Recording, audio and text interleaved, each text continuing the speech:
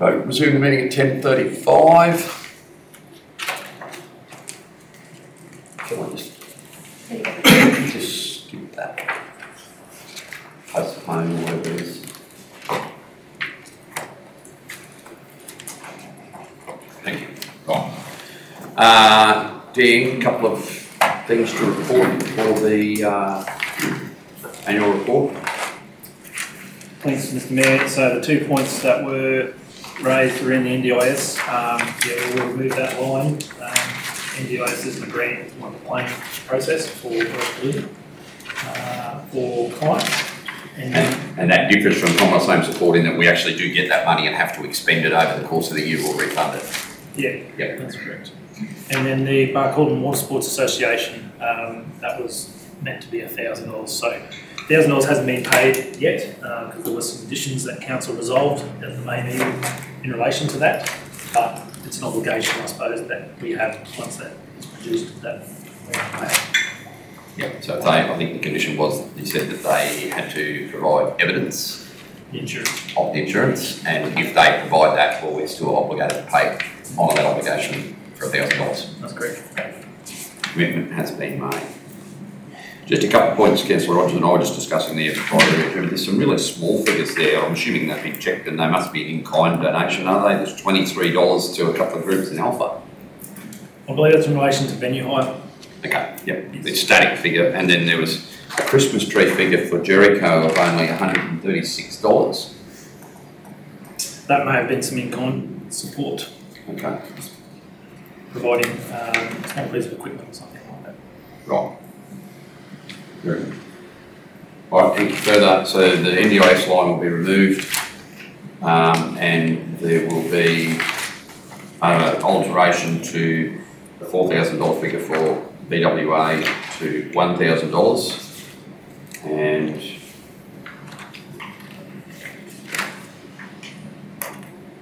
obviously that will then alter the figure of $101,591 down by $3,000 to shade under 99,000, 98,000 or something. That's correct. Yeah.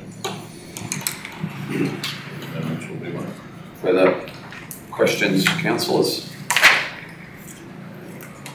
Mr. Mayor, in the community, achieving our goals, community on page 19, I was just going to ask, it says it's crossed off as not proceeding. Continue to understand our housing needs, continue to meet with key government stakeholders to ensure that services meet demand, but that's crossed off. So aren't we doing any more work in the housing space? I think if you look at the very headed line there, it says develop and implement an advocacy strategy. Well, that's what didn't happen, was a strategy about how we could, a detailed advocacy strategy in that respect. It's not going to happen at all. Like we're still not working at some other avenue. It's still in our current operational plan to do that. We've got some other factors coming in, like raise. But that didn't happen in that year, it didn't proceed in that year. So should it still be just in progress? Or it's just not proceeding? Well, it didn't progress then either. We didn't work towards developing that strategy, that advocacy strategy. Yeah. I believe in the current operational plan, it actually talks about us creating our own housing strategy rather than advocacy for an advocacy aspect. It's more about us developing a housing strategy position for the region.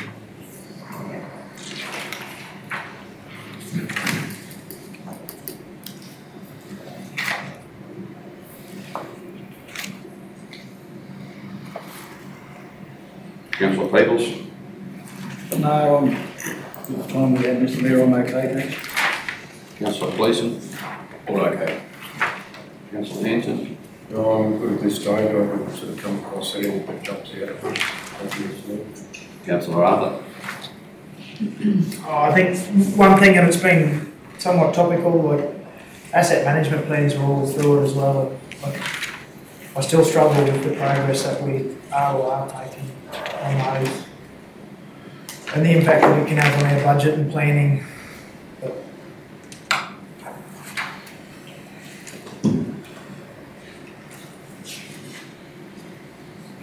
Councillor Plum. Yeah, I'm fine, Mr. Good.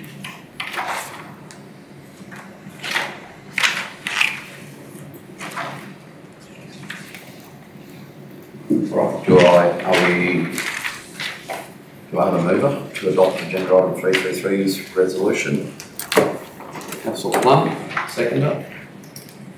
Councillor Gleeson, any debate?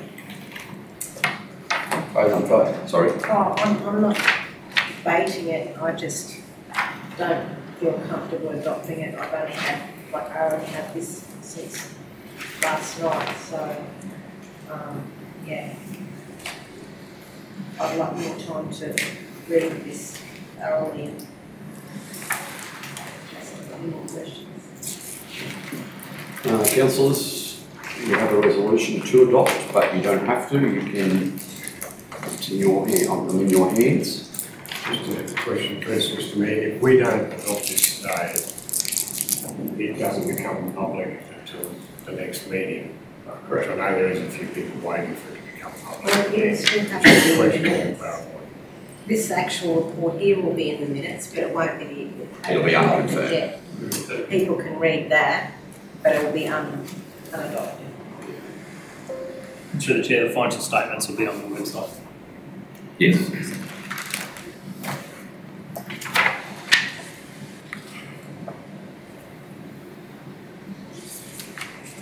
Councillor Pegel, happy to proceed. Mr. Mayor, what's the meeting we're having in a fortnight? Fortnight, slightly longer, our last general That's meeting. your last general meeting.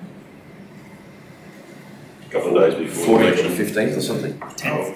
10th. No, 14's your meeting. Sorry, 10th. It's a week before the election, I might be the 10th. Tuesday before the election. I think it's the 12th. 12th, Tuesday the 12th. 12th. That's our last general meeting. That's right. If some councillors want more time, Mr. Mayor, is that an option? Well, I'm fine either way. Yeah, I am as well, but I don't want to put it up if you want to vote. I mean, voting against it is different to deferring the decision, totally. Through you, Mr. Mayor, I think Dan said that we'd still be within our legal 30 days, yeah. regulations if we had it on the 12th. That's correct.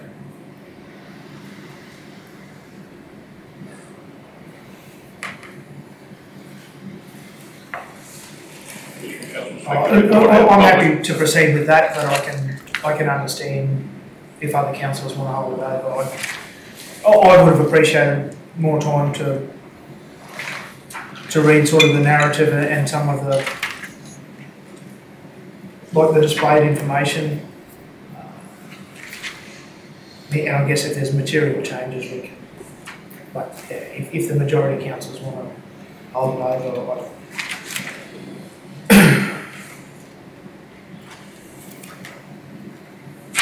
happy enough to support it. I'd like it to be released, not in the minutes, because about 20 people click on the minutes. I think it should be released. If councillors are not comfortable with adopting it today, I'd like to then, so there is a motion on the books procedurally here. I will proceed with that if that is the request of the mover and seconder. But I'd foreshadow that in the event that councillors are not comfortable in supporting it, that I would propose an alternative that council releases the draft 2024 annual report, including the audited financial statements, with a view towards adoption in March. Because honestly, there's nothing in there that's going to be materialistic. The big figures are the financial stuff at the back of it. We shouldn't be going into an election, and honestly it doesn't worry me in the slightest because I'm the only one in the room that's not standing, so it doesn't, up to you people. But the reality is we shouldn't be something that, there might be a comma in the wrong spot or a couple of $1,000 here or there. It's the changes in that are not going to be materialistic. The key part of that report should be released publicly. People shouldn't have to go hunting through the minutes to find it. So if you don't want to use the word adopt, I would still like to see that the draft annual report be released publicly. We've got absolutely nothing to hide. In fact, we've got a lot to be proud of as a council. It should be put out there. So, Councillor Plum and Gleeson, do you want to proceed to the vote with your resolution, or would you like to see an amendment? Proceed, Mr Mayor. Proceed. So if you don't want it, like, I'm sensing some hesitation from councillors to adopt, that's all. Oh, so he was, If you'd like to release it and adopt it at the next meeting when people have had time to correct the grammar, I'm comfortable with that as well, but at least it still puts the information in the public domain.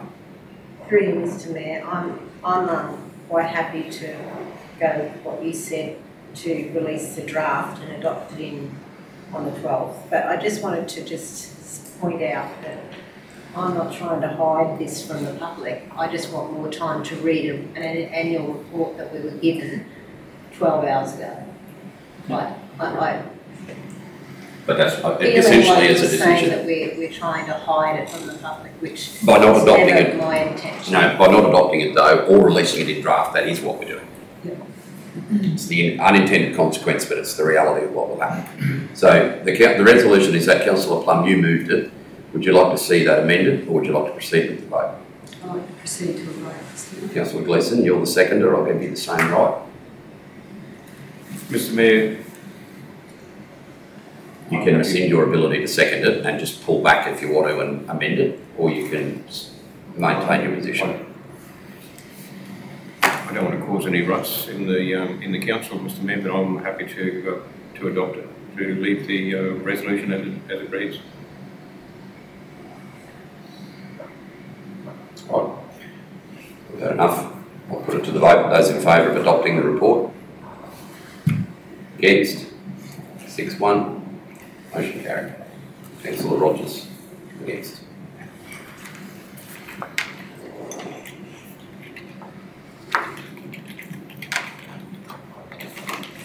Okay, agenda item 041. Sorry, Mr Mayor, so those changes that were, or one minor change was. Sorry, the removal of, yes. Removal of the NDIS and the adjustment of the community grants figure and the total as a result of that. 3, it's 4-1. Regional Council Business. Councillor Peoples, have you got any items? Mr Mayor, can we just ask the CEO and some management staff to keep an eye on it, and if there's any way that we can help what might be going on with CNK and childcare in Alpha? There was just a few questions asked, and if there's any assistance we can give, anything we can do to Young Shane, can we just keep an eye on that? You might, in the district manager's report, you'll know that parents have been looking at the issues around the provision of childcare in Alpha.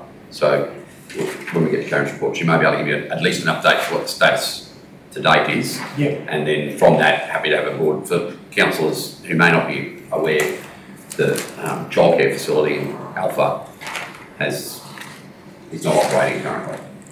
So there is an issue there, but we'll carry it across it. So we'll up to where the situation currently, and then obviously we'll have a discussion about what we may need to do. Right. Childcare is a bit of an issue everywhere at the moment. Councillor Gleeson, Regional Council Business. Nothing to respect. Yes, Mr Mayor, probably maybe we should give some sort of awareness thing out there. The rats are heading this way.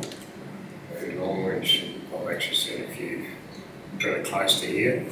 We'll just get people aware to ask them to keep the yard clean, get rid of rubbish or whatever, so there's no place for them to actually breed and live.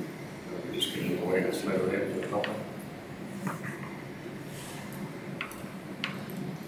Very good. There is problems, and apparently Winton and Longridge are both. They're coming this way. I've seen them only 20, 30 k at a time. Yeah, both saying, I'll run over and come over. And through you, Mr Chair, I was of the understanding that they're a native rat. It's still a rat, but yeah, it may change the feeling towards them, I guess. May not either, but I'm just... I've seen some commentary that would make me think it hasn't changed the field. No, well, yeah, to most people a rat is a rat. Well, a special hairy nose rat or something. No, I don't know whether there's any like environmental thing around it all, but it's a, yeah, it's a different, some people might have a different view, see it's not a, I don't know what the difference is, but rat's a rat to me. Do you have any items? Yes, Mr. Mayor. I'd like to make mention of Mr. David Barry Carrigan, who was awarded the Member of the Order of Australia in this year's Australia Day Awards. And I know they're not living regionally anymore, but we've got a couple of young footballers that are progressing their careers. Mitchell Ladd-Lamont, who formative years were here, went to school here, played junior football with Barkey and Gemfields, got called up for an NRL trial with the Bulldogs over the weekend. I haven't seen the game, but I'll try and track it down. And another couple of other locals. And I will put my hand up to a family connection. My nephew and my great nephew played against each other in a Capra's Cutters trial. So yeah, just a couple of young people from the area progressing themselves. They've all moved on through the Barkey Sanguinas and Gemfields and finished school in Rocky and Mackay, and yeah, doing quite well in their sporting endeavours. Very good. Councillor Plum? Mr. Mayor, is this questions on notice? No, this is the regional council business where if you want to draw the community's attention to something. No, I'm fine. That's all it is. No, Mr. Mayor, Councillor Arthur has already mentioned the Carrigan's Award, so yeah, that. Those sort of things don't happen every day in a small community. I think that was he'd have been humbled to receive that. He's a modest sort of individual in that respect. So yeah, good. Well, Maybe we can put it on Facebook. we have promoted that. Yeah. Okay. Councillor Information Correspondence 351. Can I have somebody move that we receive those 5 items? Councillor People, seconded Councillor Hanson. Those in favour?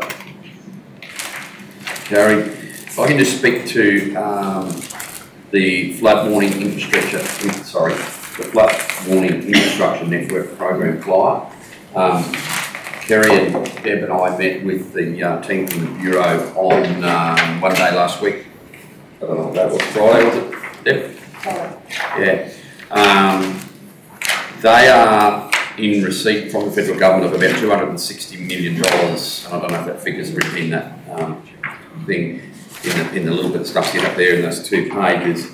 But they are charged with the responsibility. At the moment, the flood warning infrastructure network is convoluted and messy in that there's a lot of assets spread all over the place, owned by a variety of different people, councils, the Department of Resources, the Bureau themselves, the Department of Transport and Main Roads, Department of Water, Sunwater, various water authorities, SEQ Water. So, and they have a variety of telemetry, some are automated, some are not. So actually I said 260, it's 236, sorry, this is there on page 69. And I won't repeat what's written here because it was the same thing they told us, but their charge is to take responsibility for the assets, install new assets where there's gaps in the network, and to upgrade the assets to a standard where the telemetry fits with modern day operating platforms and that the assets are in a form suitable for disaster management, early warning control, and also flood modelling. So I indicated, obviously to the extent that I could, that Council would be quite happy to hand over responsibility for our rain stations, which is effectively all the ones that we own, RPAR1 rainfall recording stations. Then we identified a number of other ones that are already in play in the council area that are already installed that are quite integral to early warning for all the communities. I then identified some gaps in our network for them because they then want to know where do we put new ones. One is there's no gauging station either for stream level or rainfall on Aramac Creek or any of its upstream tributaries. And so I've suggested that somewhere on that stream, and I'm thinking further up than down, in the vicinity of around Carina or somewhere in that part of the world, we install, or see them install a rainfall recording station, and that you know, I mean, I know we can do it with phone calls, but the problem is we're seeing more and more properties with absentee landlords, not suggesting that Carina is, but the ability to interrogate those things 24/7 if they're automatic gives us much more warning. I also suggested Christmas Creek between here and Longreach for an automatic stream level, given that we've seen the road shut between here and Ilfracombe 5 times, I think it is, in the last 12 months. I suggested Bullock Creek and the Belltopper in the Aramac area, just simply because I know that operationally it can be tricky to get out and check them because you've got other streams that can cut you off on the way back into town. There are also common water incursions across that road. And then from a flood modelling perspective, I suggested on the Bellienda River at the northern end of the council area where 3 chief tributaries to that river come together. Now, that will be of no benefit to Barcaldine Regional Council, but in terms of downstream flood modelling, it would give a better picture for the remaining sector of the Bellienda Sala. There was one more that I gave as well. Oh, we spoke also about the maintenance of ones around Glencoe at Jericho, which the Bureau own and have been now offline for since April, I think it was, Deb, a very long time anyway. And they've been notified of that already. Like that wasn't the first time they'd been warned. So I mentioned to them the importance of having some beach warning for Jericho, given that it does have a levee, but the levee is only constructed to a Q50 event. Whatever that new word for an AEP is. 2% AEP, that's it, thank you. So it's really important that we get as much warning as we can into that community. There will be further. That was an initial Zoom. They're intending on travelling out in May, I think it is. So for those councillors who are fortunate enough to earn community's support a second time, just if you're aware of anything else that I may have not looked at that you think would be integral to that, please relay it to the CEO or the Mayor. Yeah, I think that it's a no-brainer to give our assets to the Bureau. I mean, they're the Bureau of Meteorology after all, not us. But we do need to make sure, I said to them, that the condition that we would release is that there's some certainty around ongoing maintenance, because at least if we own them, we know we've got to maintain them. If it's all well and good for them to get 236 million and acquired out and then get no ongoing funding to maintain them. I did indicate that provided we were resourced financially enough to do it, that, you know, basic training could be given to our staff and we could undertake the rudimentary, you know, clean the receptacles out, change the batteries, wipe the solar panel clean, that sort of stuff. We could do that, and that perhaps may exist a capacity within the Rapid Group for a business or a number of businesses to be trained in the more technical elements of maintaining them, but they are integral to us, and we'd be broadly supportive of them shifting to federal government responsibility, but we would want some surety that they're going to be maintained in the future to the degree that we maintain them now. So yeah, that was a good meeting, and yeah, keep in your mind we think may have been overlooked by either myself or program partners to date with respect to where those things need to be. Mr Mayor, we could probably have one on Pelican Creek too. Aramac and Pelican come together. All that water coming from sort of mid north comes down, they join up, so probably we'll put one up there. How far out of Aramac is that? Oh, it runs back up there past Edge. No, the junction, I mean, sorry. Oh, the junction's only probably about 6 or 7 k out, if that. Right, I can feed that into the group.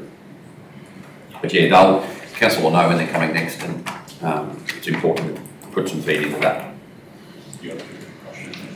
Well, the cost shifting is pretty detailed. We aren't one of the snapshot councils, but you can see some that are similar to us. We've contributed to it, so we're very similar in those stats. I was actually part of the first one back in the early 2000s when I was at Bergen Council, so it's a long time since they've done the exercise, but there's been a significant shift in councils taking on more responsibility and cost. Probably draw your attention number 5 from the Outback Rowing Association, but it was late from David receiving. I just want to thank council for that facility. Councils would have read that and now they're looking to come back. So, they also mentioned he had some posters that he'd like to hang up out at the rec park somewhere around the cafe. The council was open to that.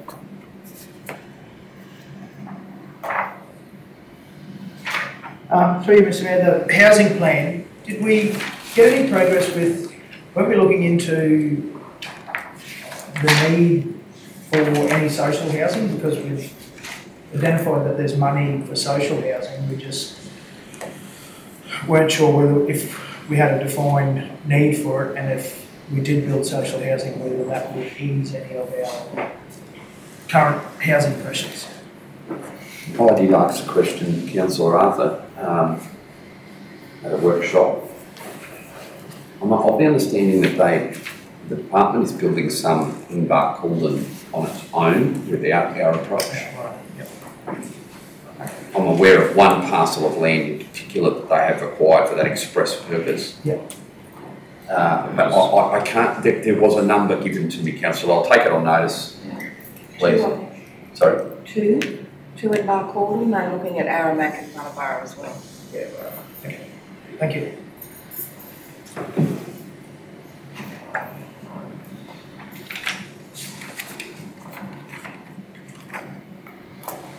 Okay, any further questions on any of the rest of that information?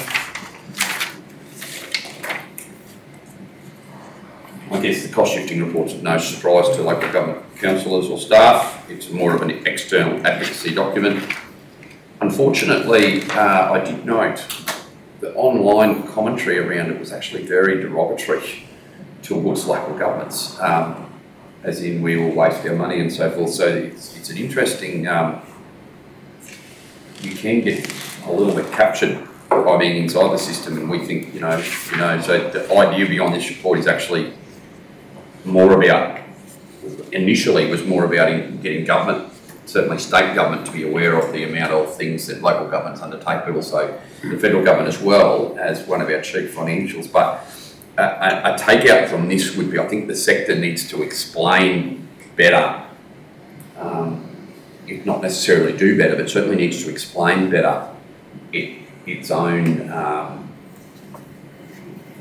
some councils no doubt do this very, very well, so I'm trying to choose my words very carefully here, but I think there's a difference between the sector's perception of its expenditure versus its revenue source and the broader communities in some cases. And we see that ourselves with people that are not necessarily happy with their allocation of resources. But the broadest feedback that I saw to, I think it was on Facebook, the broader commentary, I know you've got to be careful about believing that, but I saw was actually negative towards the sector on this. So the interesting takeout for me is not only have we got to get better at advocating to the state and local governments around our enhanced responsibility and financial pressures, we've probably got to explain that a little better and keep the community on the journey with us in that respect. And that'll be a challenge for people that are doing it well to continue it, and people that, local governments that may not be doing it so well, to up the game in that. And I'd actually be interested this afternoon to have a chat to Anthony about that and see, he's worked right across the landscape of local governments and would be aware of what I'm saying probably in a more finalistic detail, minute detail than I'm giving commentary to. I think one of the most important things there, Mr. Mayor, is the 3%. Yeah. That's compared to 17 and 80, it shows, how lightly resourced we are really. Yeah, and within the sector, there's sectors too. There's local governments that are extremely light on for financial revenue, or for cash revenue, whereas there's others that are perhaps a little bit more fortunate in that respect. So, but I'll nearly guarantee they don't have to deliver as many services as the ones that are not so financially resourced as well. Lots more undertakers in those areas than there are out here, for example. Can I have somebody move the planning and development report, please? 352. Oh, sorry. No. Sorry, I have heard we're splitting into decisions. I wanted to have a discussion while we were still in or close to decision reports regarding the rec park. Now, I haven't drafted the mayoral minute purely because it's going to be a very simple one, depending on the direction council wants to take. There has been a number of meetings held in the last week, and a lot of councillors have attended some or all of them, and I thank them for that. with respect to the ongoing weed control, or the ongoing weed issue, I should say, and the methods of control that the community would like to see employed. Ultimately, there is a decision that will be required by council on that, given that there's a current operational intent that may not be what the community is expecting, or may be delivered complementary or instead of, or so I think there's been a flurry of emails backwards and forwards around those people who've attended, who've kept us up to date. I thank both Councillor Plum and Rogers for that, and Councillors Arthur and Councillor Hanson have certainly kept me up to speed verbally as well. I probably think that the intent from this resolution will be to give the CEO and the staff clear direction as to whether Council A proceeds with the harvester that's engaged to commence work imminently, B then following that then investigates the use of chemical, or alternatively that the weed harvester be cancelled in lieu of a chemical application, or alternatively again that we undertake the weed harvesting mechanically and not employ chemical. Wouldn't have to be Nostradamus to predict that the third option is probably not going to get off the ground. So I think you realistically need a conversation now.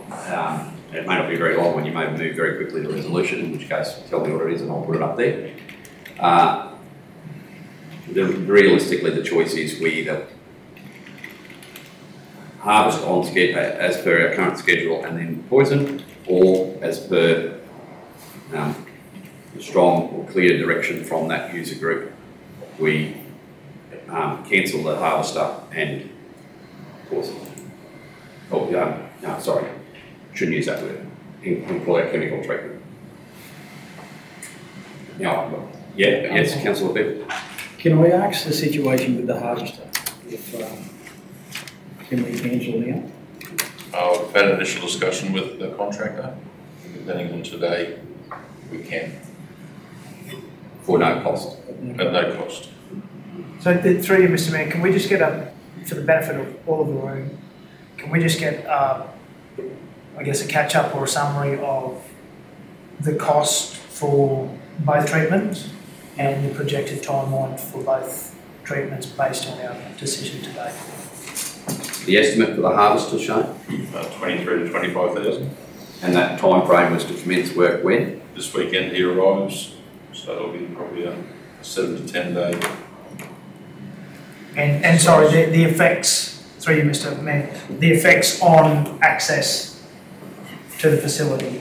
So if it's a week long, or if it's a 3-day thing, and if it's closed for 3 days, yeah, just so that we're clear. Yeah, there'll be no use of the lake itself while it's operating. Yep. The cafe and everything can remain open. Yep.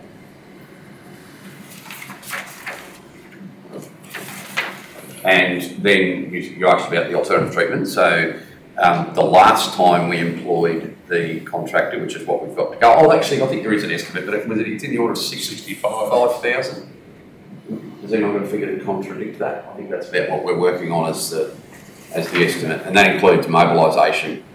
That was the total bill last time, was in that order, and that chemical or no chemical. Yeah, that's in choices as per Dan's Councillor. Through you, Mr. Mayor, at the meeting on Saturday, the expert on the chemical was on speakerphone to everyone at the meeting, and his projection of the time that it would take would be he uses a chemical on day 1 and then it needs to be closed for 2 days after that. However, if council wanted to be more, like, we can close it for 5 days if you like, or there's a 72 hours is the legal requirement.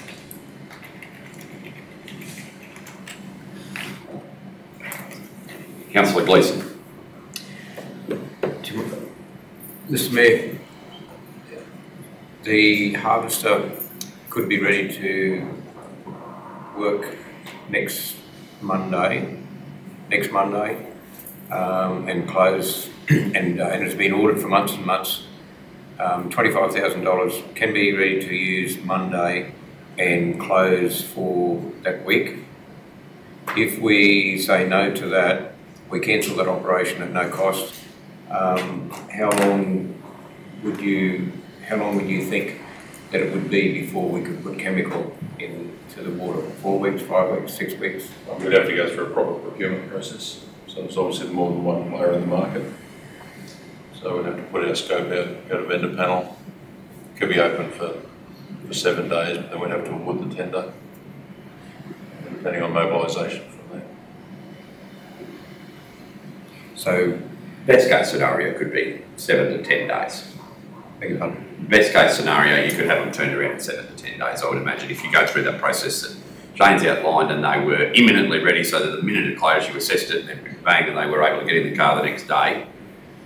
Like, the best case there is still swiftly, but I mean, we can't guarantee that. Although I think one contractor is One contractor was ready contracted to go.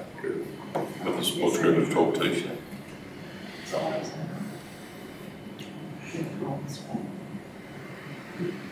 is there really an opportunity policy that it's a specialised nature that we need to go to vendor? Well, if there's only one, you get through it then on the basis that it's the exemption in the procurement policy, Dan.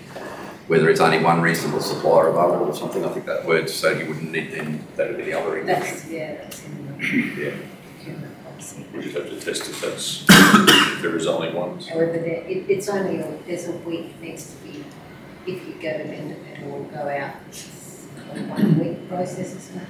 Normally vendor panel sits open for a week. So, Mr. Mayor, the time factor is not really going to play into it. If you feel as though that we can do the procurement policy and get the poison onto the ground within the next fortnight, within the next 14 days, well, it's only going to be another. If we go with harvesting, he'll be here next weekend and close it for a week, so that's a fortnight. So, will the time factor be? Yeah, I see what you're saying. Because of how long it's going to take you to do it, you're actually probably looking at about the same time. The cost is triple, double, or more. Mr. Mayor, that question was asked at the meeting in the hall as well, like were they worried that it could take longer, like if the harvest is cancelled and they need to wait extra time for the chemical, they were all quite happy to wait. Mr. Mayor? Yes. Can I ask, a lot of this information in this document here about harvesting and also chemicals, who's provided Can you that tell me what document you're referring to? the minutes from this? Oh, okay, sorry, yeah. Who's provided that information about the harvesting and chemicals? Andrew, the contractor.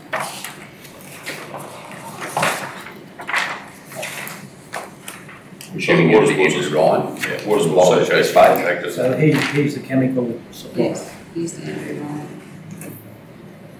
Is that correct? Yeah. Yep. Okay. Well, a couple other questions. Andrew indicated last time that council closed the lake for 5 days, so I'd be happy to do that again. Down a bit lower, he's got does not kill bulrushes. How are we off for bulrushes out there? They need to be done. That I know that there's been people spraying them because they're seeing them dead there on the inside They of the lake. they haven't done it for a while, but quite a it's a few. special, it's a type of chemical that is used for bulrushes. He's got one that he recommended that could be better than what they've been using, and I think it's frog friendly or something.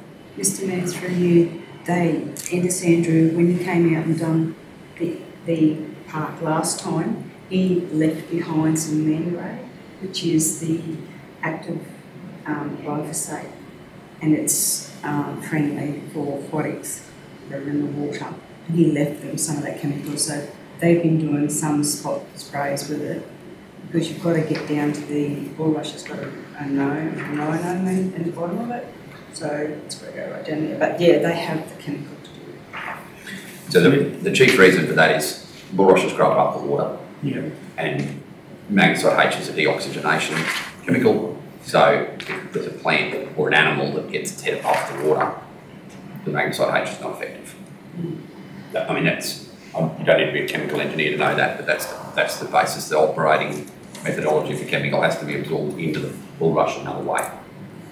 Mr. Mayor, when you read all the pros and cons of both, either harvesting or the chemicals, you probably lean towards the chemicals. The only problem that I can see with it that we've got $65,000 now, we've got $65,000 again in August. Reading this. So is that going to be a year-on-year cost for us? He, at the meeting at the ski lake, so he talked about the plan going on from the initial spraying.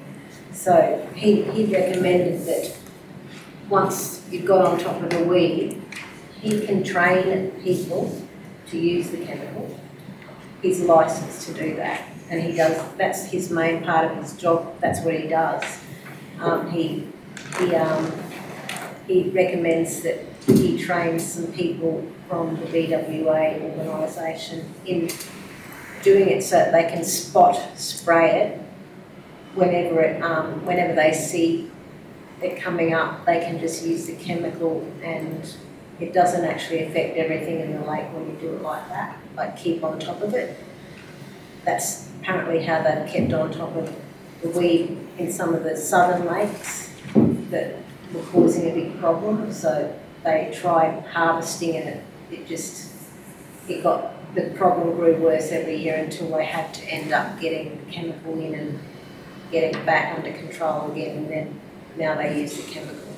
That's from what he was telling us at the meeting. But really, he said you can't just put this chemical on and then forget about it. We need to come up with a plan to keep on top of it in the future going forward. Through you, Mr. Mayor, they also spoke, Councillor Peebles, on the season, as in we're coming into probably autumn, winter, so that the growing season will start probably at the end of July, August. So to do something now and then possibly July, August, you may have to do something more again because you're going into that warmer season where it's going to grow. My concern is that if you use the harvester and don't get everything, and if it really get a really lot of rain, I think the rain has also contributed to the growth of it. So if we get a really wet season, then we probably could be back to where we started from. But they do think that it should be done at least twice a year, once coming into that summer season in August, and then probably again around that February, March area.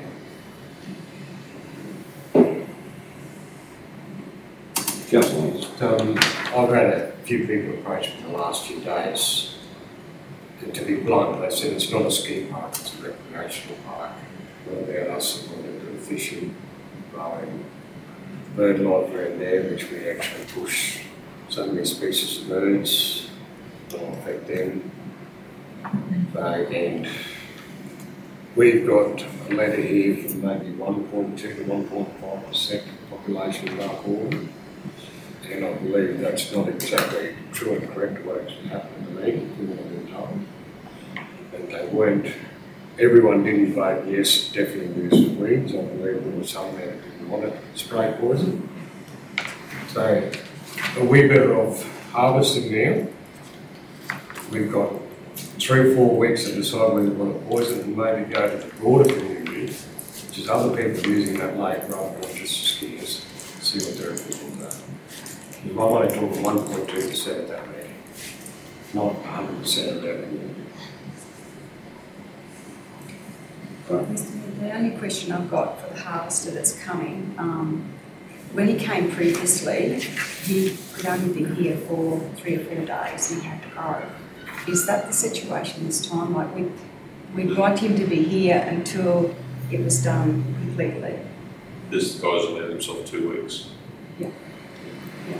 Just to add to that, Mr. Mayor, my belief is if you got this poison works on the volume of the water, you've got 100 ton of weeds in there, like they're suggesting. If it's harvested and then poisoned after, surely the poison would work 100% better if it's not trying to kill 100 ton of weed. There is, perhaps we should bring the expert who can answer those questions now. Currently available today if we do want to bring him in on the speakerphone. But that harvesting before chemical, I don't think it makes any difference in this case. I'm only saying that if you've got 100 ton of weed there, because the poison is by volume of water, not by any real weeds. So if you're only poisoning that much of a weed with the same volume of poison to 6 foot of weed or 4 foot or whatever it is, surely it'd work better if it's only killing a foot of weed rather than 4 or 5 foot of weed. Surely that chemical would work 100% better if it had less weed to try and disintegrate. Yeah, that question was put to him at the meeting, and I think he said no, it doesn't make any difference. The amount of weed that's in the water. And would it depends on the bottom, any form of it lays on the bottom. And they say 2%. 2% will be left after, yeah. If you take 100 ton of weed out, 2% of 100 tons of that stuff's in the bottom. It's not there. It's not less than 1 bottom.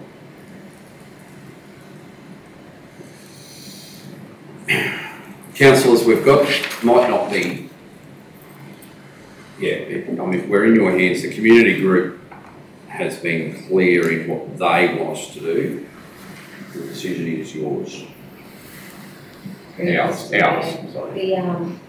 Just want to add that the user group is obviously might be 1.2% of the population, but they are the group that is what we set it up for, to advise us. And it's the same with the showground user group. That's only 2% of the population as well, but we take their advice.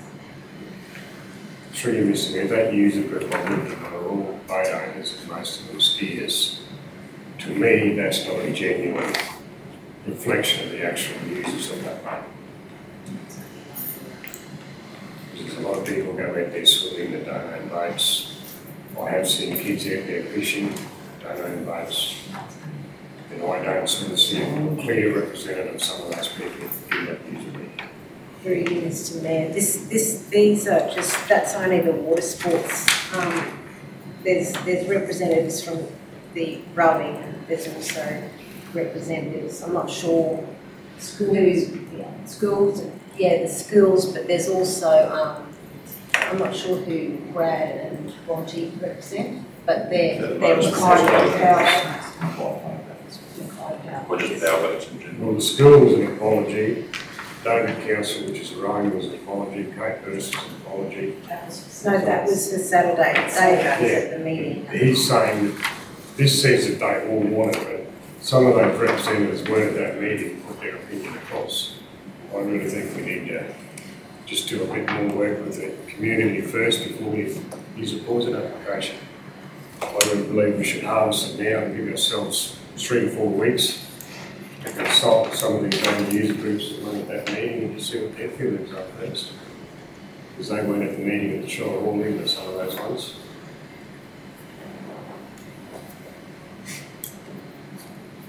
Councillor Gleeson. Mr. Mayor, I've got to agree with Councillor Henson. We've been under the pump or been asked a question for multiple months about trying to do something. The CEO has finally got a harvester with a timeline that it will never eradicate. We know that. We know a harvester will never eradicate the weed problem, but there is there's a timeline. It's been booked. It can be done. And if the harvester removes 3/4 of the bulk of the weed, surely the cost of poisoning or the residue of the weed laying in the bottom will have to be less. So I'm agreeing with Councillor Henson. in progressing with their harvesting, but by all means, follow it up with poisoning. If you follow it up with poisoning, surely you will get better killed if we take half the product or 3/4 of the product out of the whole.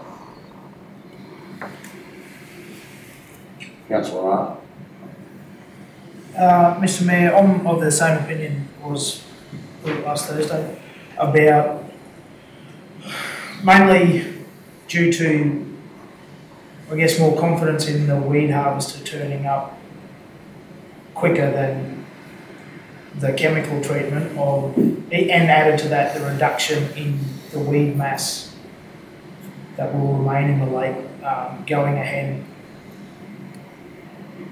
with the harvester, but then also having something in place or a bit of a plan in place, like if it's not as effective, and it comes at a greater cost to council, but I think it's got to the point with the amount of weed in there that is probably going to cost more money than we would like, but that we harvest and look for whether it's put back as far as August, or if the harvest doesn't go well, or the chemical treatment.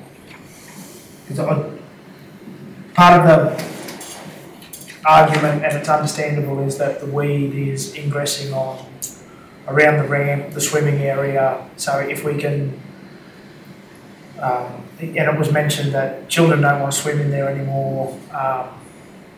So if we can remove that, if we go that way and we remove that to start with, then those swimmers or the paddleboarders maybe get better access to it, and then if we can widen the channel and reduce as much weed as possible, then I see that as a better outcome for the majority of the users. And part of it is we don't really have confidence that it could be 7 to 10 days or it could be 5 to 6 weeks before we can get that chemical treatment. And then from memory, I think even last time there were some delays in when contractors were going to turn up or able to turn up and when they could do things. So yeah, I think the prudent course is to get as much weed out of there as possible. I guess we need to decide what we do with the weed, whether we find an area that is further away from the view of the public if we want to compost it, or it goes to the green waste pile. But yeah, my preference would be to go with the mechanical harvesting, but then also look for as near as reasonably possible chemical treatment. I'm not for the chemical treatment in it. It's a closed waterway. It deoxygenates it. Like it says in here about a waterway is improved because it's got less organic matter in it. A waterway that doesn't have plant life or something in it is usually an unhealthy waterway. We're going to kill everything else that can't get out of the water. And plus we're putting more water into it, so the salinity levels are going to build up over time. And I know they say the chemicals break down, but I think in short it creates an unhealthy environment, aquatic environment. So the less use of the chemicals that kill the organics, to me, is a preferred solution.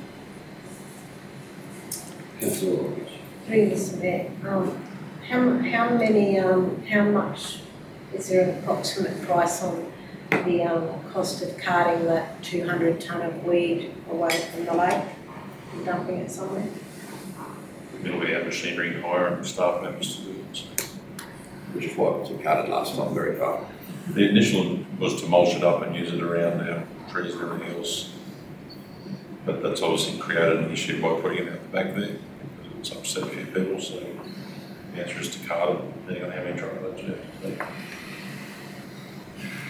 Would it be cheaper to cart and mulch it to it on mulch? Still wet, so but it's in council direction. I'm happy enough to remove it to the green waste pile. We have to make sure we can move it. Everything has a cost, regardless of what we do, everything has a cost. which adds to the top of the harvesting cost, because your point, Councillor Rogers. Yes, we're paying the harvest of 25,000, but then there'll be the costs that council have to bear to, whether we cut it 100 metres or 10 kilometres, there's still going to be at least 2 council assets. There'll be a front end loader, a truck, and minimum of 2 people there. I'll have to go back to the initial quote from the harvester. I think he had moved we Excel to our site where the cover dump fees. So I still have to confirm that.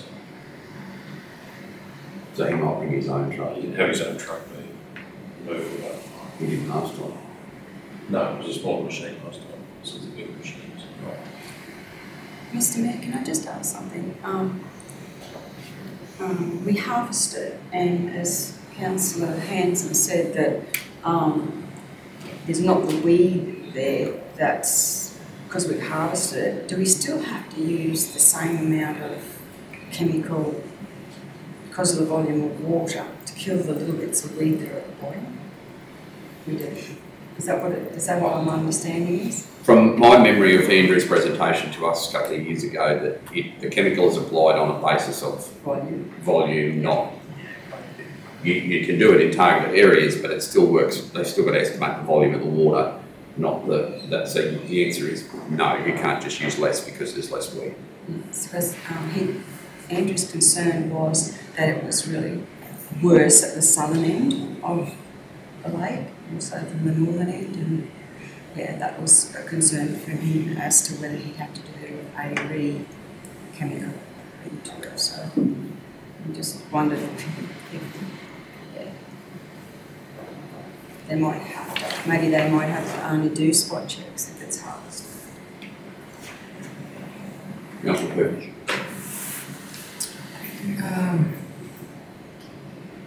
Mr. Mayor, I can see that I'm probably just looking at the dollars and cents here now. You know, if we do 25 with the harvester and then we've got to cart it away, you know, does that end up 40 and then we've got 65 to poison it later on? The more I read out of this document is the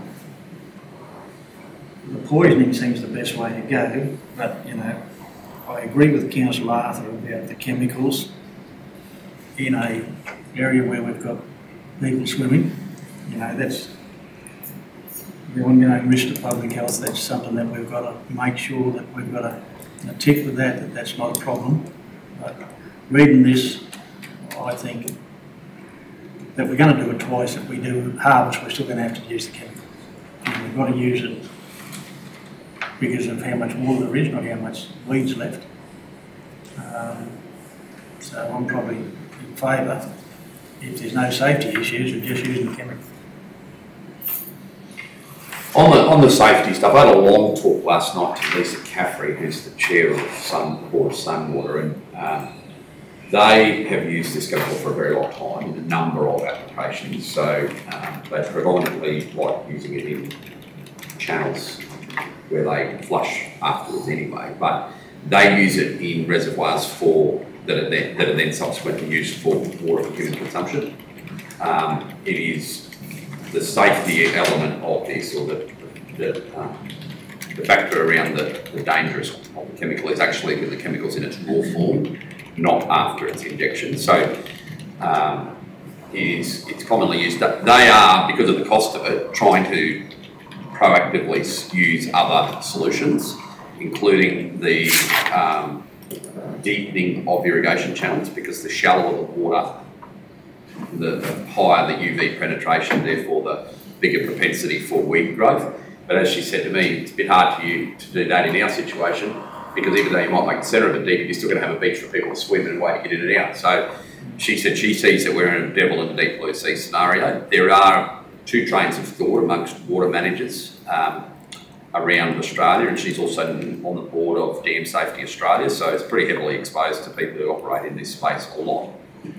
She said there are some people that are just adamant that weed is as Councillor Arthur suggested before, integral to the health of the ecosystem that it's in, and it's a matter of then finding ways for it not to gum up pumps and so forth and find alternative uses. When you've got a facility like this, once again, she was pragmatic enough to say that that is a bit challenging when you want to go even if you forget the power boats, people want to go, and the swimmers, people want to do a stand-up paddleboard or rowing, you know, you can't row through that stuff. So, but it is still the single most effective chemical they use in the control of all aquatic weeds. They do have some other very targeted chemicals that they use in very targeted applications, but for broad spectrum, quick return to full service chemicals, she regards it as the best in the business. I should have been talking to her weeks ago. I've just overlooked that contact in my phone. I know her very well. And she had promised that she could provide me in the next couple of days some people in their organisation that, you know, use it all the time, including some people from Dam Safety Australia.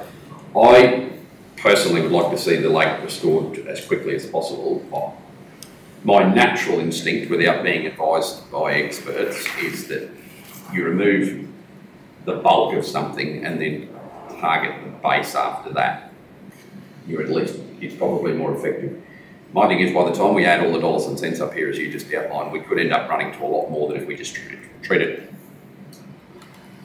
We could have to treat this twice as well as harvest it, all in a 12-month period, which would run to, you know, if their costs are 25, our internal costs are going to be, you know, I don't know, but dollars, let's say only 5,000, that's 30, with then at least one more chemical treatment at 65, that gets us to 95, and then potentially one more as the advice towards the start of next summer if that's still the only option.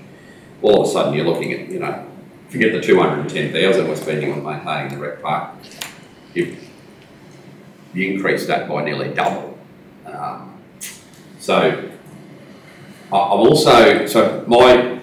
listened hard to the conversation here, and I'm starting to get the consensus that it's going to be my vote that spreads this. But anyway, my thought, for what it's worth, is my personal position would be to harvest it and then poison it promptly.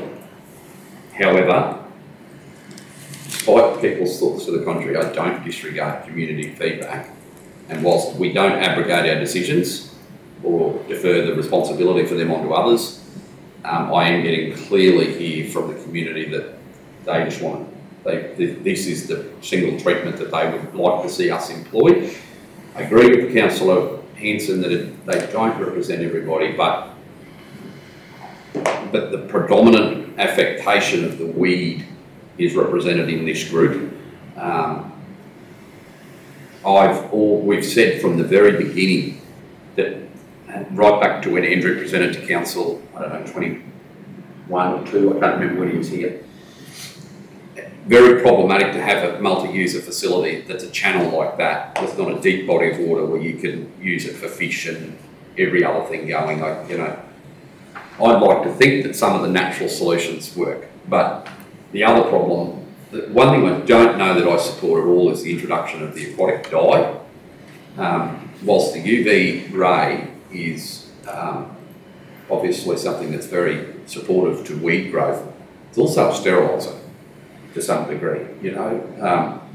So blocking off the sun's rays from penetrating the water, to me, is a little bit counterintuitive to the only real natural thing we've got out there for bugs, like not flying bugs, but, you know, the creeper-crawling type stuff. So I'm saying my personal position, my position as a councillor on this is that we probably proceed to chemical on the clear understanding from the community group that's the most affected by this, that's their, whether it's an absolute majority or not, it's clearly the preference that they're pushing forward.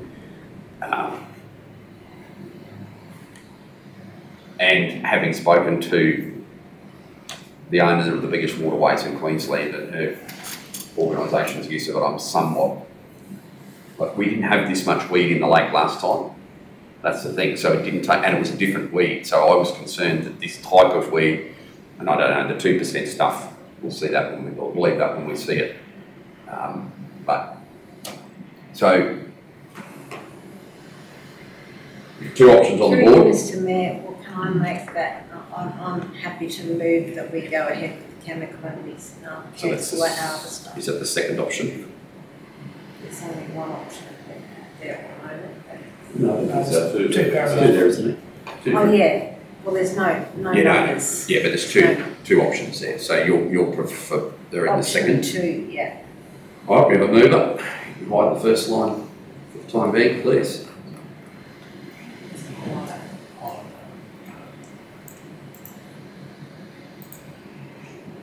Is there a second?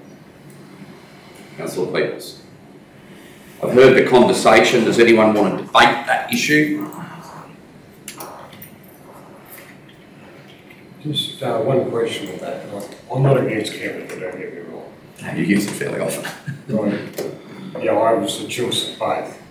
But we're going to kill all the fish and whatever's in that lake. Is there going to be any comeback on council that we're actually killing the animals in the lake? I don't know, environmentally or the greens or whatever. Is there any possibility to come back to council through environmental stuff? Native species. Because that's a question that I haven't seen answered or even asked in these things. I think it'd be a very... It was asked at the meeting up there, and it will kill the fish. If the birds eat the fish, it doesn't affect anything that eats the fish. Well, I'm aware of that, but and with the government state, the what's thing the is- environmental stuff for us? The others will call that. No, so there won't be any official comeback on us as in we can't, but could someone from a group that may have fishers' interests at heart have a shot at us? You couldn't rule that out. I mean, those people exist. We received, I don't know if all councillors got it, but we received an email this morning from an organisation looking for information around our distribution of chemicals that might attack wild dogs, for example. So those, very careful with my words here, which is unusual for me.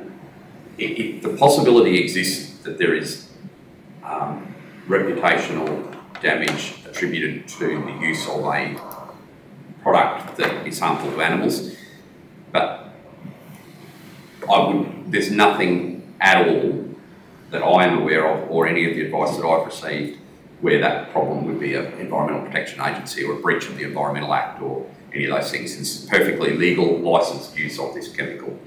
I was more concerned with the environmental side, Yeah. because the lake is beside a permanent supply. That was more my concern. Yeah. Through you, Mr Mayor, they did bring up ones at the meeting that 1080 was probably worse.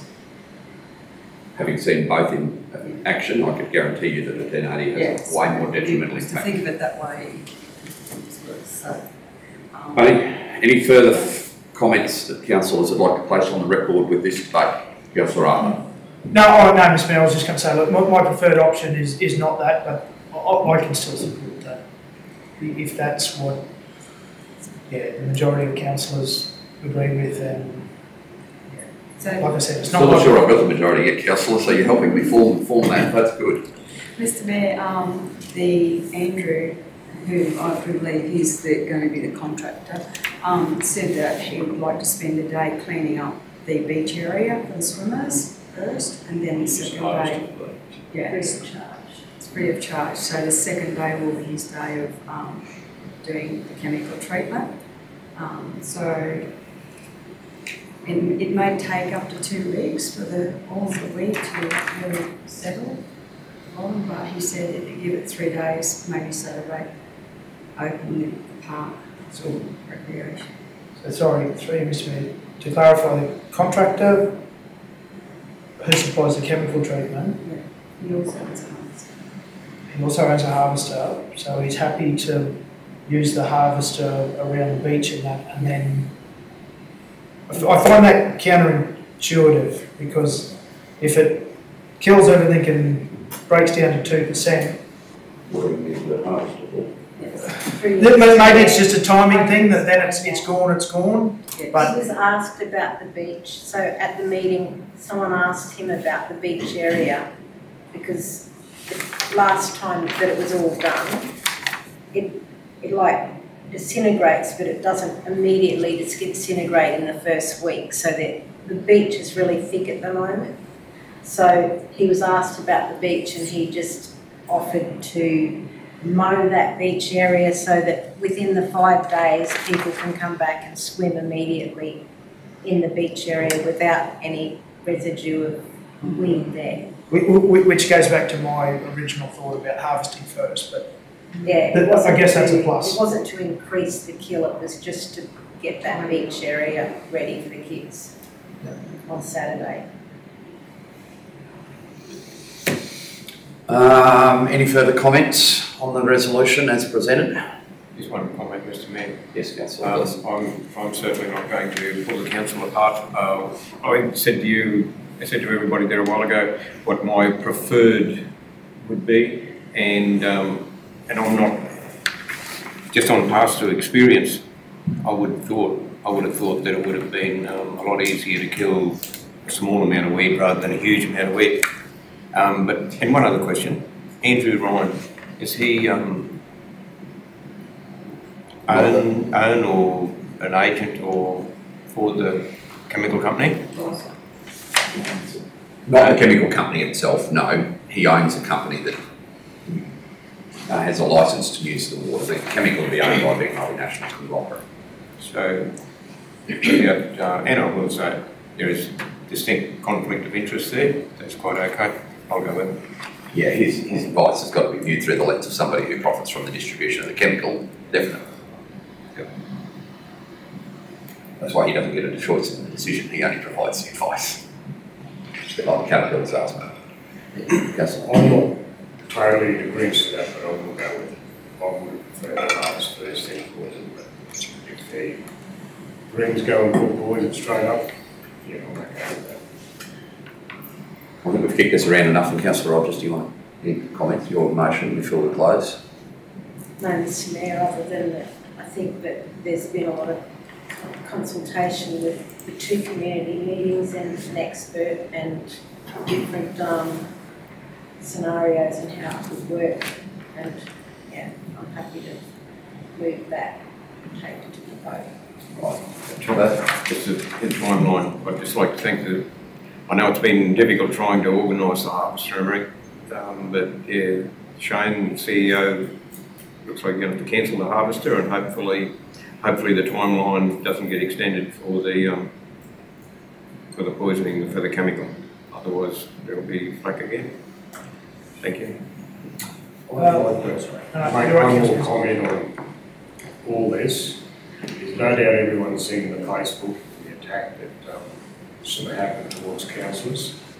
But I'd also like to point out that I think that attack has actually appointed some of the council workers, which I think has been totally uncalled for.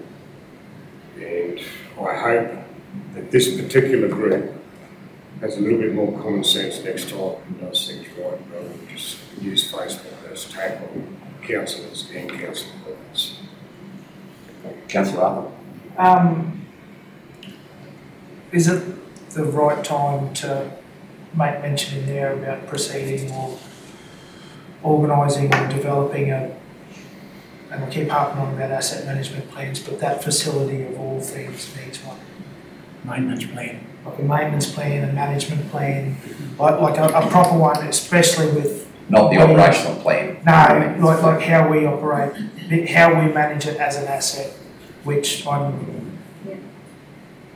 dying to wait to see what all our other asset management plans look like. But I may die before we see them. Sorry. And you're younger than me.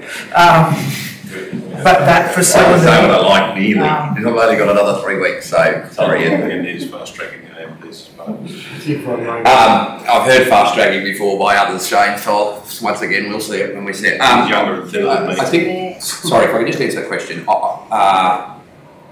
There need to be some real careful, yes, we need that. I think everyone would agree with that. Just don't know how it might not be the time or the place to add anything like that's that. All.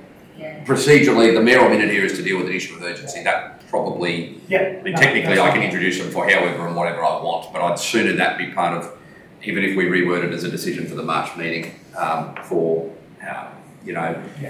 something that we can do. And I would hope that, if this treatment is as effective as we're all sincerely thinking it is, that, and we've used Andrew before, it was good work, we could use his advice to help guide intervention levels in weed control, which is only part of the overall management plan. I'm still concerned about the water leaking out of it, for example. You know, that we probably need to look at that as an issue moving forward, but that doesn't have the immediate community sensitivity that this issue does. Yeah. Bit of bentonite in there at the same time as they're injecting magnesite H, we can fix the two problems at the same time. Shut up, move on. Those in favour? Against? Motion carried 7-0. I thank you for your forbearance, councillors. Mr Mayor, can I just add one other comment there? But I did like in here somewhere about the training of BWA members. Yeah. That's a different scenario altogether. Yes, but it's training in with the poisons. We've got to work out whether or not we have volunteers poisoning our waterways. Okay. Because they have to be insured, fully trained, and we'll have to have an agreement in place that they take full responsibility. Understand all that, but if it's going to cost us 30,000 instead of 65,000 every time that we only buy the chemicals, I think it's something we've got to look at. Yeah. Or whatever the cost may be. Through Mr Mayor, I did ask the BWA to come forward with a maintenance plan so that the new council have something to put forward into their budget. So hopefully they will come forward with that. Yeah, I mean, it's interesting to see what the group thinks is a maintenance plan, but realistically, council probably needs to develop it because there's elements of maintenance that go on there that the water sports group wouldn't be necessarily privy to. So there's a whole host of, you know, they've got their issues around maintenance, but there's a lot more to the parks facilities. Oh, I do. You know, sewage treatment lines, water access. You know, those things are things that a lot of people don't think of because they're underground assets and they're not looked at, but there needs to be consideration given to those things. Anyway, might something to look at, please, as a decision for the next meeting. Mr Mayor, may I ask just one question, please? And it was in regard to the training. Yes. If we have employees on council already that have licences to treat chemicals, is this an add-on that maybe staff could also be trained? Yes. In my opinion, yes. So I wasn't going to talk about this in open meeting, Jenny. I was going to wait till afterwards to the CEO. I would think if we're going to, no, but it's valid, draw it out, put it in the public domain. I think that's a good point. My thoughts would be if we're going to undertake the use of an extremely hazardous chemical, it's not hazardous in the water, but it is very hazardous in its raw form if handled incorrectly, that'd be better off being undertaken by suitably trained members of staff who can then do it as a part of routine business, the same as we, you know, like, I mean, we do handle dangerous chemicals, 1080 being one of the very restricted class drugs. Then obviously that then changes the risk profile from council's perspective towards its OH&S responsibilities, but it is much more manageable, in my limited understanding, than it would be if we were to engage a volunteer not-for-profit group to undertake that on our behalf. So I think there's a lot of activities that not-for-profits do well to maintain council facilities and upgrade, from, you know, building works to surface of sporting fields. I would have to be convinced much more strongly than I am that it's okay to use it here to allow a community group to do it. I think if we're not using an industry professional, we train our own, would be my preference, but that'll be a decision for whoever the CEO, mayor, whoever moving forward. Yeah. Their risk profile is massive if they've got to take responsibility for using a chemical that's wholly classed as it is on our assets. I'd have to actually have a look at what the true costs are, because from memory, the mobilisation of the technician isn't actually very much of that 65,000. Like, it'd be very interesting to know how much we save by the self-application of it, really. Like, from memory, and the other thing is I'm really stretching my memory now, but the vehicle or the methodology behind that's another asset that you may need to buy. And so, you know, if for the sake of once or twice a year, whatever it turns out to be down the track, employing somebody who uses this stuff all the time, that vehicle isn't just sitting in our depot. Yep. So they're issues that they're much more complex to work through the long-term application of the chemical than this engagement of the contractor in a one-off. But clearly it's not one-off. Like, this is not the first time we've had to do this. This is the second time now in 2 years. And they've already foreshadowed the probable need for it again in 6 months. So we have to get very quickly around operationally how we intend to decide when to intervene to assuage the community's concerns, and then how we put that into an overall process moving forward. Is 65,000, is it confirmed, or do we need an update quote on it, or? No, we'll have to go and get it requoted. The officers will check the ability to procure this as quickly as possible, whether that's a quota or a tender or however that has to happen. Yeah. So hopefully we're not taking off Peter to give to Paul. I beg your pardon? Are we taking hopefully we're not taking off Peter to give to Paul in our budget? That the funds are. We should have funded from somewhere. It'll have to come out of the operational budget somewhere, yes. There'll be some element of the budget will need to be $65,000 in deficit to fund this. Through the chair, we did allocate some additional funds, about 30,000 extra to the rec park to resolve. That was in light of expecting to be a harvester at the time, but so it's not. We already have started moving that money, I suppose, in the previous budget review. Yeah, right, okay. Okay, thank you. 352, can I have somebody move that we receive the planning and development report? Councillor Rogers, well, I wasn't actually getting to get you to move it. Sorry, I want to ask you a question. I'm about to. Seconded, Councillor Gleeson, those in favour. Carried. Questions for the CEO?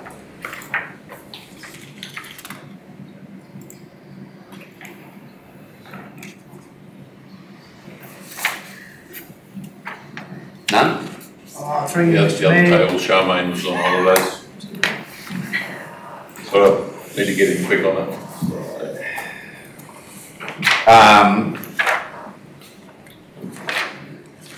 She's promised to see it going. No questions? Mr Mayor, either that or we take point 1 out of the blurb for the item, because every month it says item 1 table and item 2 report, so. I like the idea of the list, and it's just a small indicator of how we go development-wise, because the report itself doesn't give you a cumulative sort of figure. That's all. Councillors, I'd like to direct your attention to 1.1, please, just so that you fully understand what that means. So, I won't rabbit on about it if you've all read it and you're aware of what they're requesting there, but it is. Remember when we adopted the planning scheme, there exists a possibility for 12 months after the planning scheme is adopted for a decision to be, for the proponent to request being assessed against the prior town planning scheme. That's what this is requesting. So, they call it a superseded planning scheme request. As of yet hasn't come to council for decision, but you need to be mindful, and obviously the record needs to be mindful that there is a request there.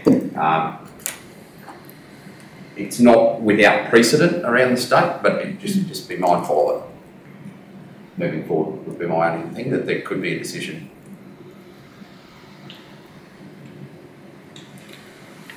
And therefore there could be public commentary around what's the point of the new planning scheme. It doesn't last forever, that possibility. It's only 12 months after the adoption, so come August this year. And they've got to substantiate why they are worse off as a result of the introduction of the new planning scheme, and that it shouldn't be assessed against those benchmarks. And not every request need be approved in that respect either, but there's economic imperatives towards why this may need to occur that are positive for the region.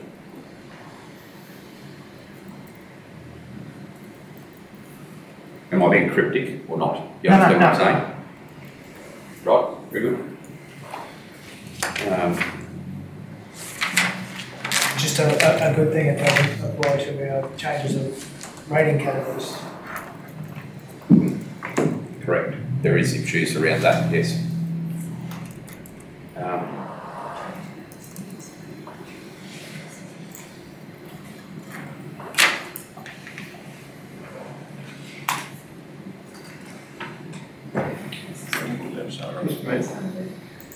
I just got to ask the question publicly. Item 1.2 at Alpha, the Central Western Health Service, are they a boundary realignment? They're proposing to, create three township lots where the old Alpha Hospital used to be. Is that's what you believe? Yes. Yeah, and then they'd be for sale. Yeah, good luck. But yeah, so effectively what I understand, I think I know, but You go. what they're doing is they're creating lots that align to things that are on the ground, such as the doctor's house, the nurses' quarters, side of the old facility. So it makes the shape of the land tenure contiguous with existing use. Yeah. So boundary lines don't line up, so they're just simplifying. If you remember, it's in the. I've asked the question before. The other building that is getting built in Alpha by Queensland Health, I believe. I think it's Queensland Health. That doesn't come before our planning system, our planning scheme. Building code that it applies to, because it's only for an existing use in a town area. If you're the house, I think the houses. If they meet all the criteria. The houses up the Hooper Street. I went down to Alpha there and was asked what's the buildings, and I really don't know. I would have thought immediately we should have been able to see them in our monthly reports. An application for a permit to build, but there's no application. We haven't seen any applications, so that is gone through. It's all code assessment, it's just a building code, building council. If it's a subdivision or a DA. They weren't subdividing anything or changing any boundaries or changing the use of land from industrial to residential. That just sailed straight through. Instruction. Yeah. Okay. Sure. Thank you.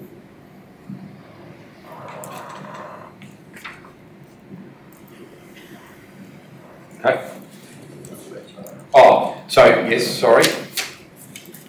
We do have now to hand the decision from the State Assessment Referral Agency for the changed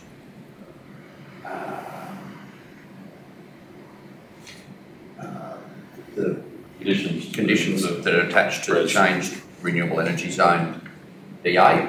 So we look to shrink that area, if you remember, down to the area that we're trying to buy. One of the two things that we need to have in place before we can actually buy the land is the state's conditions. And they are actually not as tight as even they were last time. So that there's two green lights we need to be able to sign the sale contract. One is the conditions from SARA, which we now have. They are in line with or a slight bit softer than what you have already seen with the development approval. Before them. Yeah, we only just got it prior, so we're still processing. They sent it. We don't receive these directly because the Sunshot town plan has developed town planning application. It went to them and we got it last week. So when you get that, you'll see the date of 31st of January on it. We didn't know on 31st of January. That was when they made their decision though at SARA. So that's a good thing. That means that project's now got one more obstacle to overcome, and that is the Treasury approval to purchase the land. As soon as we've received that, on we go. What's on the safety report? Can somebody move that we received? Councillor Peoples, second. Councillor Rogers, those in favour. 7-0. Issues? It's pretty straightforward. Councillors will continue just to give you the regular updates. Most update from all this is our own staff now are out reviewing all the standard operating procedures and our swims. We're updating blocks and we're actually doing pre-starts where we're basically looking to have our staff be more safe. We're actually also doing HSR training, our health and safety reps. We have a number of staff with their hand up to be part of our new safety culture. They're all undergoing training this week. So with any luck, with some more visibility and some more diligence, we can reduce injuries. You'll see most of them are first aids. And there's a few lost time injuries, but that's a cumulative for this report. So we're looking to target, if there's a specific type of injury that's happening, that will be our pre-start training for the following week. So. Questions?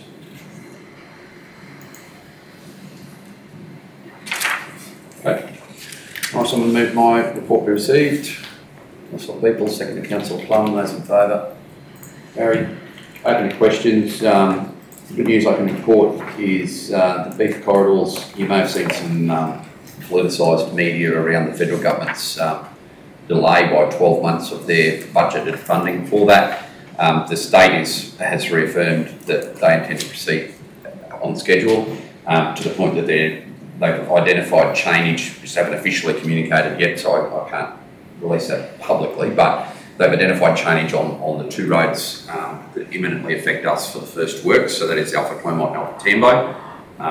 So that package of work, or that road funding package is still secure, despite some of the political commentary to the alternative. It's just been deferred in the Fed's budget.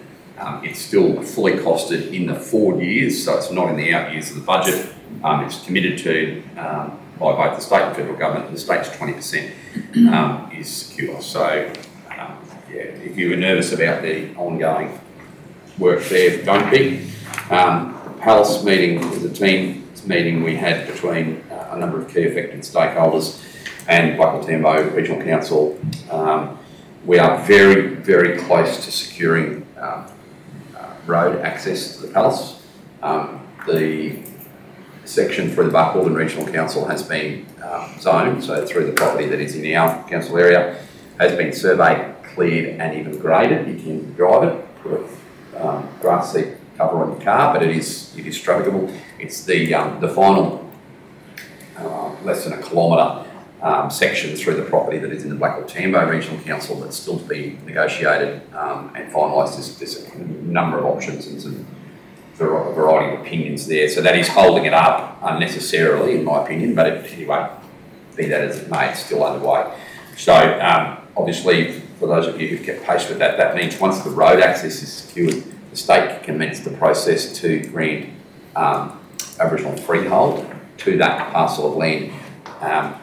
They've obviously still got to go through a very involved process as to who they grant that freehold title to, and that is actually probably going to be the next big body of work for both the state and the traditional owners to undertake. But the local government obligations around road access will be met. Obviously, it will have access, but it won't be a declared road until such time as the two local governments are able to secure some funding to build the road. One of the alternatives in the other shire, in Blackall Tambo, runs to millions of dollars, and I mean somewhere from 6 to 10 for a gravel road, for not very far, because there's some quite undulating country and very heavily vegetated sandstone drop-offs, whereas the alternative would be $1,000. So you can see the pain point that's involved in that for them and for potential funders of construction of the road down the track. I mentioned earlier this morning about the flood warning infrastructure network. We also, Council has also received and it affirmed at the last technical group meeting of the Outback Regional Roads Group a transfer of TIDS funding to us. Another member of the Outback Regional Roads Group, due to inclement weather, had foreshadowed late last year its potential inability to deliver on about $1.4 million worth of work in its TIDS budget. 1.2 of that has been transferred and Barcaldine has accepted for the bringing forward of a ceiling package on Barcaldine Aramac. Now, you would note that that's a lot of money. The package of work will be much, much bigger than 1.2. Our next job on that road was next year anyway, and it was a 2.4 million.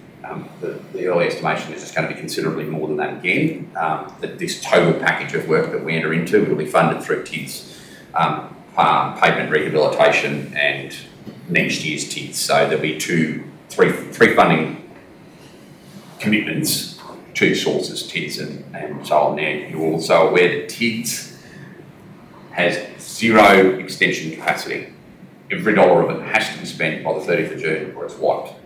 And so Council is faced with a situation in caretaker mode, like it was agreed to at the start of February, so we can't make any decisions around letting of tenders. However, the CEO at my direction yesterday will be establishing a priority working group with our engineers and staff and TMR to expedite the early works to the best extent that we can whilst in caretaker. And that predominantly looks at material procurement, for example. So that's the biggest lead time, is the production of for example, road-based material, like the volume that you require for a job like that is quite substantial, and the need to mobilise, for the private sector to mobilise itself. I've also asked the CEO to reanalyse tasking of flood damage reconstruction, which is why I was very explicit this morning that we may need to actually go back to just maintenance in some cases. We may need to engage not only our own crews from right across the council area, but we may need to engage contract workforce capacity to a larger extent than we ordinarily would on a TMR job, simply to get $1.2 million out the door by the 30th of June. And I'm specifically saying that, looking at the short weeks that we've got roughly 6 of from mid to late March through until the first week in May, where we're going to have, you know, a number of 3 and 4 day weeks. I think one week we may even have stood down entirely. So there's a whole complexity around that. And once you get through that, we've only got about 7 weeks till the end of the financial year in which all this money's got to be out the door. However, procurement of materials clearly runs to a substantial volume of money. We're going to have contractors engaged to do, you know, elements of that. There is no negotiating. It must be spent. And we will make sure it's spent. The CEO is putting together a task force or a working group to oversee that. They will meet weekly. The minutes of those meetings will be documented. It will be the project management on this will be at the very top of the organisation to make sure that we deliver on this, even though it is late to us.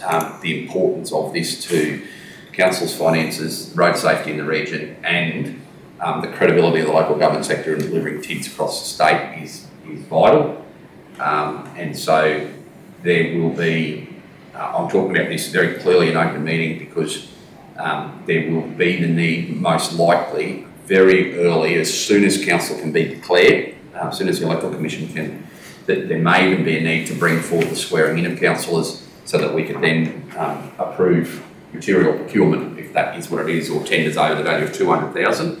And so obviously the working group will keep people that are key decision makers in this space informed, or potential key decision makers informed, but just be aware that that is definitely going to impact on our workforce service delivery capacity, because that is a very substantial volume of work for us to undertake in a very constrained time frame, where the engineering for that isn't even complete yet. So we're lucky that the construction methodology is going to be very similar to what's there and to what we've already done in this space. So there'll be some, I hesitate to say copy and paste, but there will be a lot of consistencies between previous designs and project management template recording. Simple things like traffic management plans, those sort of things are going to be very consistent in this space. I'm also concerned when you look at the calendar availability, the forecast, not that everyone places too much weather forecast reliability moving forward, given that we're supposed to have gone through a dry summer and it's probably one of the better ones for some time in some parts. But the medium-term forecast is for a wetter autumn than normally would be received. So we're only a few days away from autumn, and that's going to overlap in this black soil area with when we're doing $1.2 million worth of work. So I'm, as always, impressed with Mark Corwin's ability to put his hand up to deliver when the state needs us to in this space. It is going to be a challenge. I'm not being dramatic or melodramatic. It is going to be an absolutely remarkable feat if our workforce and our planners and our engineers can pull off delivering this, but I have every confidence that they will do it. Questions on that or any other part of my report? Mr Mayor, just one was a statement, and you just covered it, was the wet weather's going to, we'll have to keep an eye on that, all right. The other thing, Mr Mayor, I was going to ask, with the funding of TIDs, the 50-50 methodology has changed, hasn't it? No. 50-50, you're spending the money on local government network, but on state network, it's unmatched. So we've still got 50-50 on Shire roads? Correct. Okay, thank you. So if you're using it on a town street or a shire road that's not part of the state network, then you have to match it 50-50, which is why we have for a very long time only spent a pittance on Shire roads are TIDs. So, yeah, no, we're good out here. Sorry? We're good out here, we don't have to match, yeah. Correct, yeah. So I don't think we've actually used TIDS funding much lately on Barcall and Aramac. Most of that was Safety Trench 1, 2 and 3 funding. So we may have done a TIDS job recently, but Just in town. yeah, I don't think we've had a major TIDS job. Anyway, it doesn't matter. That's what we do with it. Any questions about any other section of the report?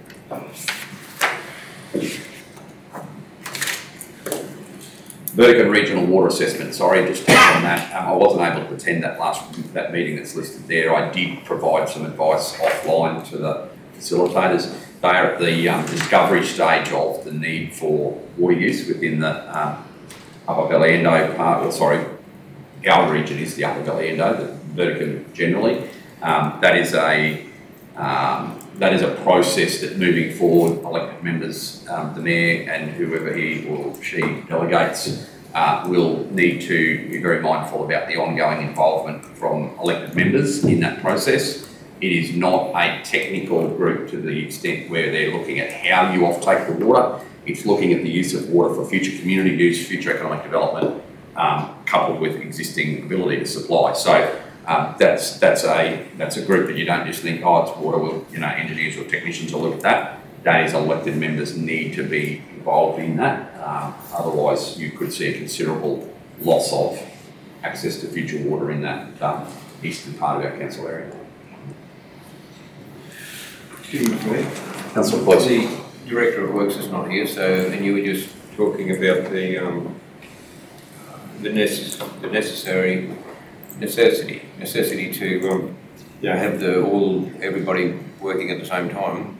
When we a tender comes to the council, and the council approve a contractor to do a job, what's the process after that, and how long does it take? Has it got to go back to the engineers to sign off before the contractors can start work? The reason I'm asking that question is because it takes quite a while for a job to come to the council over $200,000. We approve, and then weeks and weeks and weeks later, you can run into the contractor, or you can see the contractor's vehicle still parked in the shed. What's the process, if you don't mind? Well, that's the reason we're starting tomorrow with that task force to work weekly to try and avoid the lags from going from one place to another. So that's the reason we're on the table to manage. So that is the problem at the moment. Excuse me, that is the problem at the moment. It's the lag from A to B and back. Yeah. For the contracting, the tendering, then for assessment, then for someone to approve it, then to come back to council to approve, and then go out and then award the contract, then do the contract documents, do the restarts. That's the time frame that we've all got problems with.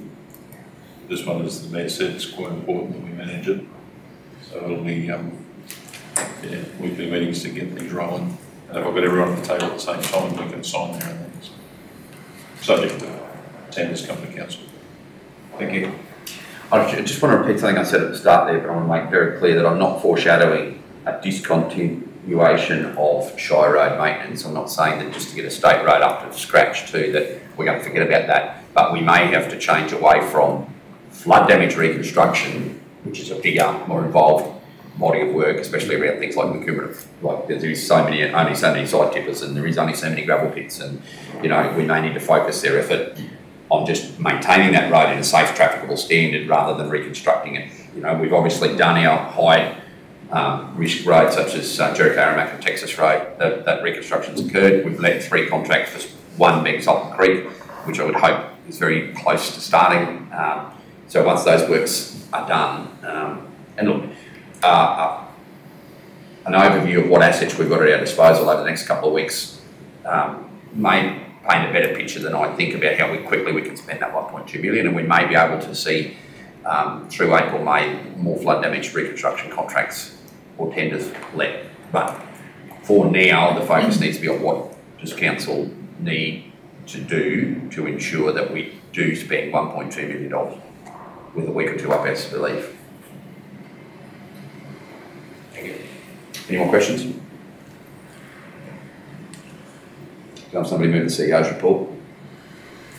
Councillor Plum, seconded Councillor Gleeson. Those in favour? 7-0, carried. Okay. So, Councillor, I'll just run through, obviously the Mayor talked about the BRES, the steps involved in that. Obviously the SAR approvals come through. There's a couple of steps before the lots can be stamped and actually exist before we can go and purchase the land. We're still waiting on the department, still waiting on Treasury, but everyone's talking to each other. It's just a timing factor. The other one in all of this, obviously the Rec Park, we've had a big discussion about that and forming the user groups across the group. The CEOs of Rapid all met. We engaged collectively our Environmental Health Officer. His name is Wes Phillips. He's already been employed doing some work for us. He also attended the Rec Park meeting the other night. He's based in Barcaldine, but he's being shared as a resource across all the Rapid councils. The Mayor and I had a meeting with QRA and ended as well the other day about an update on flood damage and reporting. The big one here, and it's late notice, with the Small Business Commissioner is actually travelling to our region, and she'll be here Wednesday night to have a breakfast with local businesses and with the councils. That invite goes out today. Late notice is just organising times. We're looking at a breakfast, and the Mayor will sign with the Commissioner a small business charter where councils agree to try and reduce red tape where we can. Something the Small Business Commissioner's been doing all around Queensland. So that's happening, so all that information comes out this afternoon. Her schedule's fairly tight. She's visiting Longreach, us, then out to Barcoo in a sort of a fly-in, fly-out visit. A safety system, we talked about that previously, with all our staff undergoing either their training, their VOCs, which is their competency certificates. So we're knocking a lot of them over. Some of them haven't been done since 2012. So we are catching up fairly quickly. You'll hear us talk about regularly about standard operating procedures, or SOPs, and our safety work method statements. Part of the new safety management system we're involving is that what our staff do day in, day out should be represented on the documents we have, not what we believe they should have, so they actually own their own safety decisions, and that seems to be going quite well. So that training continues. Obviously we're all doing performance reviews at the moment for all staff. That's an opportunity for us to look at training programs, career development, own personal development, so that's happening at the moment. The refuse and the rubbish dump, the transition to the landfill, that's still going. We have more signage coming, more sheds, more bunding, so it's in progress now. The disappointing part, where we come into, obviously the old dump site, people were accessing that from different areas. That's now been closed off, but fires will continue to be lit there. The sad part, which I mentioned in here, was that the new site where we had all green waste established, where it was clean green waste, was going to be shredded for community use. Once we shredded it, that got burnt 2 nights before we were actually to shred a volume for community use. So what was a good plan for locals to have access to free of charge no longer exists. So hopefully we get a more responsible sort of number 1, 2 firelighters that stop doing it, so we can actually give something back to the community. 2 days after the last general meeting, councillors, when I happen to say that the ability for that facility to remain open 24/7 will be contingent on whether people do or don't burn stuff in there. Yeah, Didn't make it through sundown on the 3rd day, 2nd day, and we're alive. So disappointing. I'm not going to suggest, but it was the green waste. So residents have been respectful about bins. It's all moving. Have we got it right yet? No, because we're transitioning. But we're doing what we can. Our staff are working really well together to make it usable. We do have site supervision there, but it's not 24/7, 7 days a week. If behaviours change, well, there's 2 options: full supervision or limiting hours. But either one comes at a cost. The one highlight, I guess, is the Australia Day celebrations, where councillors and staff attended the various functions. We saw quite a bit happen, from Councillor Gleeson playing golf at Muttaburra to lawn bowls at Aramac, and there was a good crowd there. Over to Alpha, where we did witness the Mayor slip into a dunk tank, which I thought was quite good. But the facility at Alpha was very good. A lot of fun and games by locals, and there was a really good crowd. So I wouldn't mind seeing some council staff taking on some Alpha rights next year in that, but that'll be negotiated later. And we come back here for the culmination at the Bowls Club, and it was well attended as well. So on behalf of like staff, it was great that staff got involved, council was involved, the community got involved, and there wasn't a function where it was disappointing. Everyone got in the spirit of things.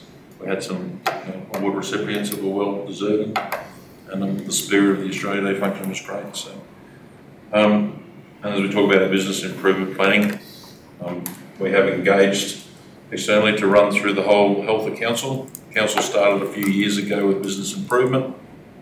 There's a lot of progress we've made, but to be fair, we need to actually check and see whether our progress is on track, where the gaps are. We've talked about some bits like our AMPs, asset management plans, some governance modelling. So we did bring an external in to do that. Anthony's here this afternoon to give you a run through what his views are, completely independent. That will then lead into our enterprise risk, our governance. We do have some business improvement planning and some business case studies to do for our NDIS, our CCS, because we want to deliver for our community the best value for money. So this is the stepping stone to check that. That being said, I'm open for questions. Shane, did you say, when did you say the Small Business Commission was going to visit? Thursday. This week? Thursday. Okay. Who's invited? Everybody, councillors, Businesses, sending yeah. invitations out today. Great. Yeah, everybody. But the challenge has been airfares, accommodation, travel, lining up Longreach, Barcoo, us, availability of senior people. Thank you. It's on a short couple-hour visit and sign a charter, but it's a good opportunity for local business to talk to the Small Business Commissioner and look at where there's some support. While we can't get everyone into town, the messages she delivers, we'll make sure that's available to everyone. Further questions for Shane? Somebody move the Health Director District Report be received. Councillor Plum, second Councillor Rogers. Those in favour? Carried 7-0. Thank you. Karen, in your report, could you also talk to the scenario as we know it with daycare? Yes.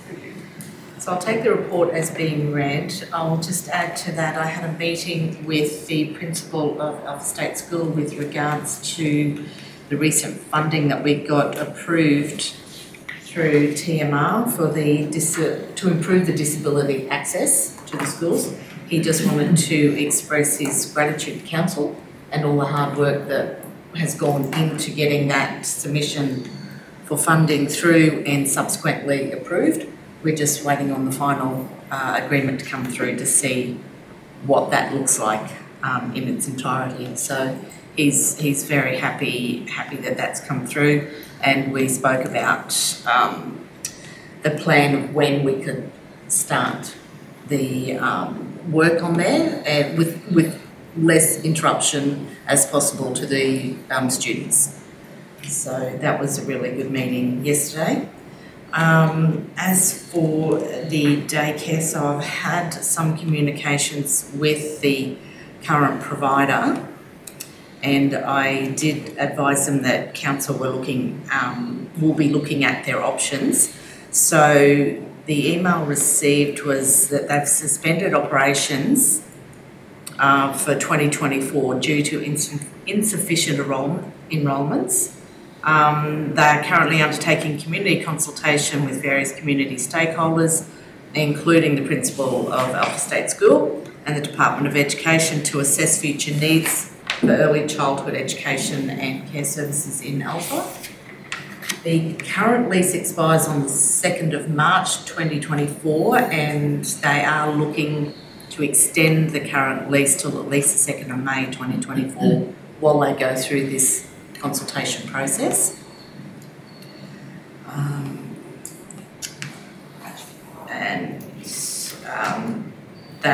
Just a further email was so they could engage further with the community and prepare a business plan to present to council, which I have yet to receive. I had a meeting also the other day with a community member that has knowledge of the current provider, And they advise that they've got no enrolments for kindy for 2024, and they only had 2 enrolments for daycare, and they run a limited hours care, which is only 21 to 23 hours per week. So for them, it's not viable to operate in 2024. But they are trying to see what solution that they can come to. Also, I've been given a number for remote area family services. Now, they're based in Emerald, and they can also help out in this area. I've yet had a chance to contact them and see what it is that they could help with for our area with kindergarten or daycare services. So I will contact them prior to next meeting and be able to provide further information at our next council meeting with regards to what their services can provide. And also just speaking with that community member, if council went ahead and sort of gave an extension to the current provider, it could be an opportunity for us to look at some refurbishment opportunities in the facility, because apparently it was painted inside and out 7 to 10 years ago. The flooring is rather old as well. It's something potential we could look at, but that's further information I would need to provide to council on what that looks like as well. Councillor Pickles, is that give you a bit of a state of the nation with respect to childcare alpha? Yeah, Mr Mayor, thank you, Karen. Can I just pass on that there was, when they say there's no enrolments for daycare, there was a father with a little one seeing me the other night saying that, you know, he's and some others want to enrol. So maybe we need to get that out there more to just see if there are some interest in enrolling. I can go back to C&K through the chair and just find out how their community consultation is going and what that has looked like, who they've reached out to, what groups they've spoken with, and present that and ask for their business plan in time to present to council next week. Next meeting, sorry. It's hard to understand how there's no kindy enrolments and no daycare enrolments. You know, there's 2 daycare enrolments, but I think also from what I'm hearing is that because it's only short care, it's only 21 to 23 hours, so anyone working full time, it's not sufficient. Okay. So then they have to look at other options. And I think the funding is impacted because it's only short care as well and not long daycare, so the funding is not as great. So the federal government assistance that is received, childcare subsidy, so the CCS that's received by eligible people through essentially their taxation return, it's not means tested. That CCS is not. You're not qualified for that, to use that for short hours of daycare. It's only long hours or in-home care. There's a whole challenge in the childcare sector around this. I think kindergarten is purely one of those aberrations around the number of people in that age cohort, whereas the daycare is more affected not by the overall amount of children needing daycare or parents that need it for their children, but by the fact that they run limited hours daycare, not long hours daycare. That's a problem with the centre that we're hoping falls out of this business plan, that if they were to amend their style of, they would enhance the pool of clients considerably, notwithstanding that there are a number of children in care very close to alpha in the childcare system, but cared for through in-home care, which is the same subsidy is applicable to, but it drastically reduces the pool of children who may be available or who would be available to supplement numbers in a place-based centre.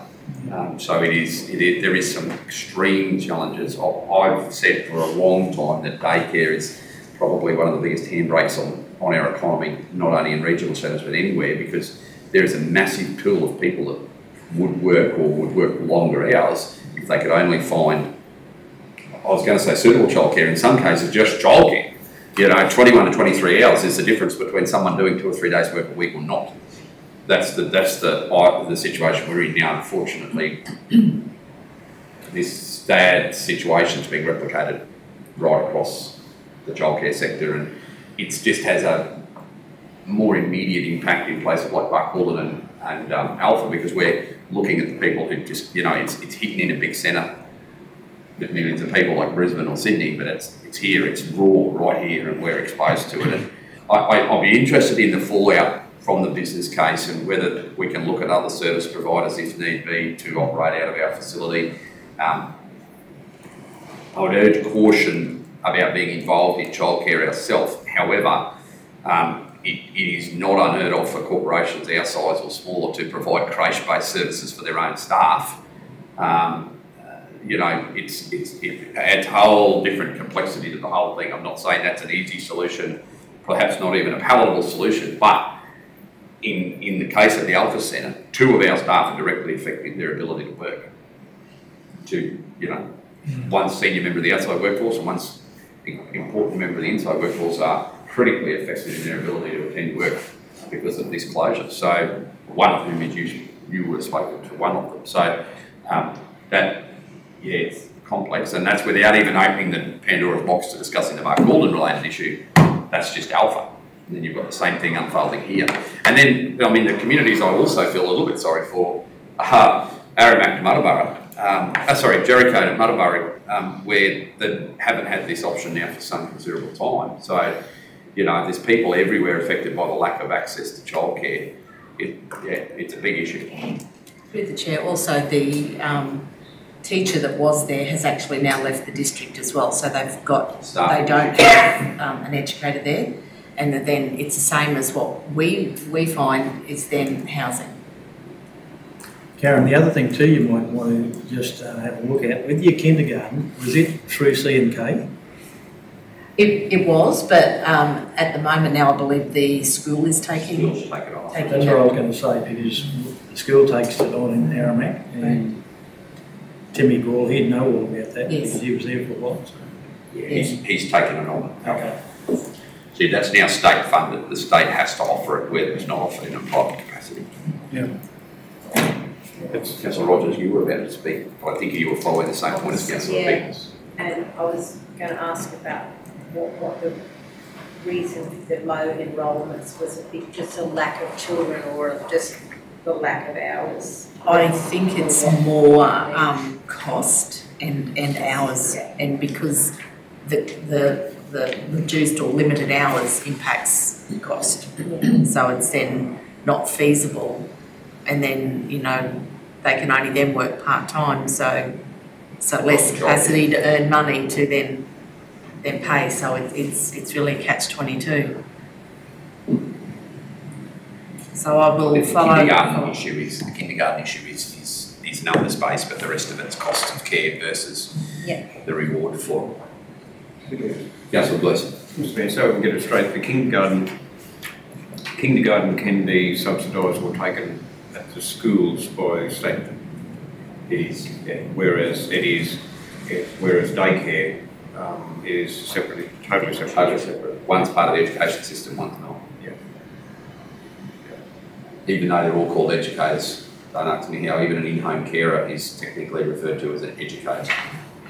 Because they have to have a certain 3 in certificate, certificate 3 in early childhood, but the one thing you can't employ an in-home carer to do is educate. They're supposed to be cared for out of school hours or preschool. It's complicated. 90% of in-home. So I will certainly find more information to bring that to the next council meeting and work with the current provider to see where they are at with their business plan. Other questions for Karen's report? Karen, where are we up to with the auto tolerant Jericho? Yes, so last council meeting I provided some options, a couple of options, which we then didn't get a chance to go through. So depending on how council feels about that, I've received some more information with regards to insurance of what it would cost if we purchased the ATM and what impact that would have. But I've yet to go into more detail with that, and which I need to do before I can share it with the council, I guess, so I have a better understanding of what that's going to look like. But it's certainly there as an option. I've also spoken with the local sergeant, because if we went to, say, a self-cashed option, what the cost would be for a police escort the days that we had to fill the machine, as opposed to getting Armour Guard or Prosecutor to come through and cash it on our behalf. What do those costs look like? Is one better than the other, or whether we don't want our staff having the risk of cashing the ATM? And the other thing I'm waiting on is a figure around putting in the security cameras, the surveillance to obviously protect the infrastructure, but also our staff that work out of that building. Thank you. Thank you. It's been a long, drawn-out process, hasn't it? And it still is, unfortunately. But they're our options, because the one provider won't provide the service to us as they first said they would. So we are kind of left with either doing a self-cashed option with them still providing the machine, or purchasing the machine outright.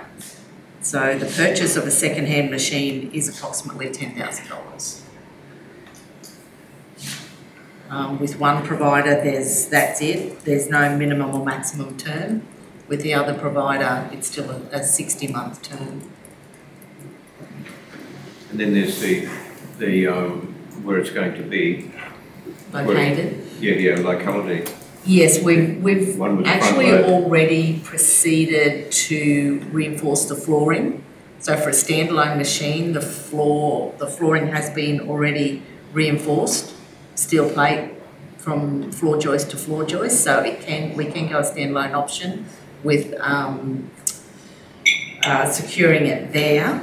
The in-wall ATM is a lot more expensive. It's around the 20 to 22,000, and it can be loaded either front or rear.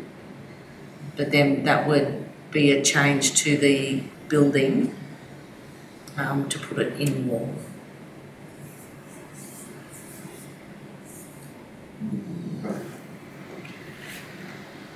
More questions for Karen? No, so we move Jennings' report be received, please. Sorry. You have Paul first. I've skipped you. My apologies, Paul. Moved Councillor sat there very quietly all day for the one moment in the sun, and then I skipped you. I can dive and move. Councillor Plum, second, and Councillor Hanson, that Paul's report be received. Those in favour? 7-0. 4. We'll take it as read, but I'll just point out the Sculpture Trail toilets. It's got their quote received from Monument, so that's really great. It's actually supposed to say we did receive one quote. It was $97,000 over the budget, so it came in at $197,000 to erect one toilet at Cranrock. So I'm just going back out to the contractors for that, trying to get some more quotes. Engaged a contract carpenter now, so he's on site, so he'll work on the town hall as soon as he can. Questions for Paula?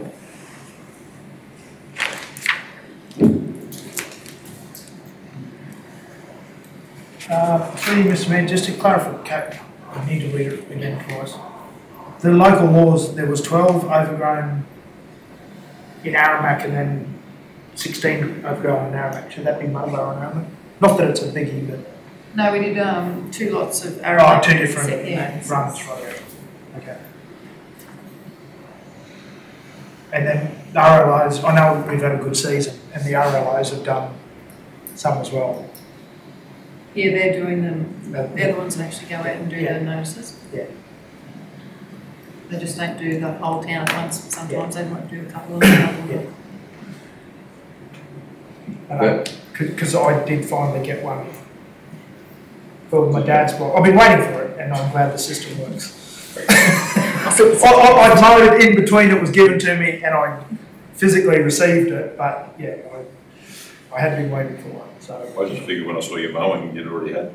No, it was in the post, because I don't check my mobiles all that regularly. Further questions for Paul?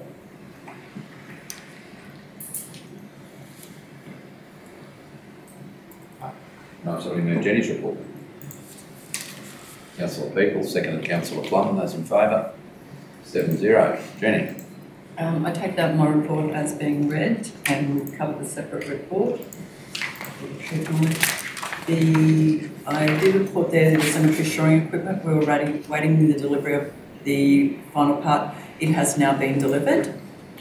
And you'll note there that we've withdrawn the project for the showground fencing. The work wasn't properly scoped. What was budgeted for wasn't going to cover. So after talking with Dan and another officer that was sort of put this project up, it was decided we'll probably scope it for 2024-25 because 20,000 wasn't going to do what the intention was. Apart from that, everything else is pretty much as read.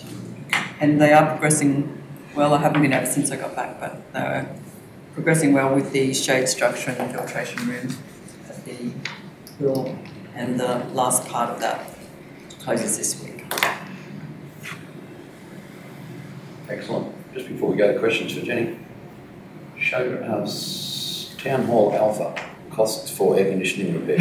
Still waiting on that. We are going to, the feedback I've received that it's actually in fairly good condition, although when they went to get prices of components, because the rooftop didn't look that old, the parts are actually 25 years old and they don't make them anymore.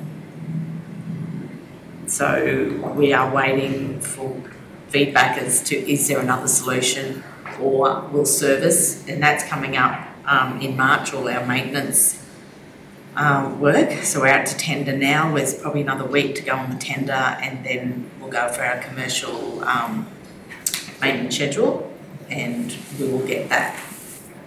Get it serviced to see what conditions it's in, and then similar go to budget with what that looks like once we've got the report.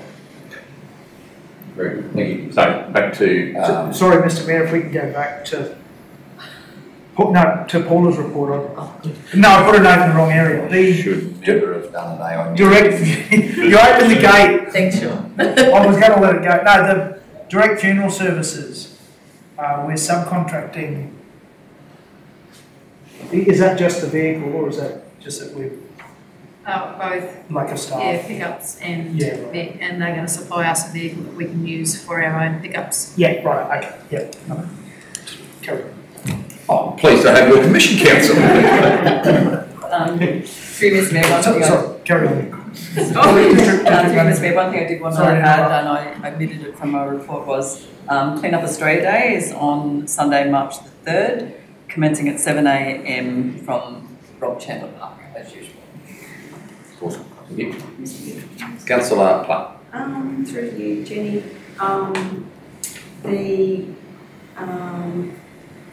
People, the users of the rec park, have questioned in both the meetings that we had in the last week with regards to the master plan. So that will come back to the April meeting here, and then does it go out to community consultation?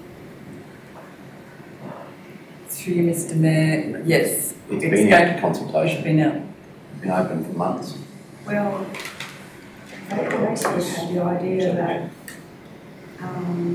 it was coming back to it. Really wants to be consulted again. Yeah. So we asked at the community consultation in December or whenever it was, yeah, it was December, the Bark 41, for the groups to provide feedback, and then that was going to be provided to the architect, and then that would come back to council for a final decision on it. And so we sort of, it's out there now for consultation, really, unless we've closed that, have we? Through Ms. Mayor, that was closed, and there was Closed. Okay, sorry, I thought it was still open. My apologies. no, that was through Ms. Smith. That was all that consultation in December. So yeah, After and there was the- nothing. There was not anything that was received has been passed on or gone direct to the architects, which they have responded to. Go out again so they could make sure what they wanted was included. So the way we envisaged it being presented to council is that it'd be presented to one council meeting and adopted at the following one. So there'd be a month between its presentation to council and adoption for any consultation by individual councillors or with groups or. Yeah. So it wouldn't be adopted the first time you saw it. It would be allowed for exactly what Shane's saying, for people to make sure that what they wanted is in there. So they're talking about the pump road, that some things might not be included, that they asked for it after the first lot of consultation. Yeah.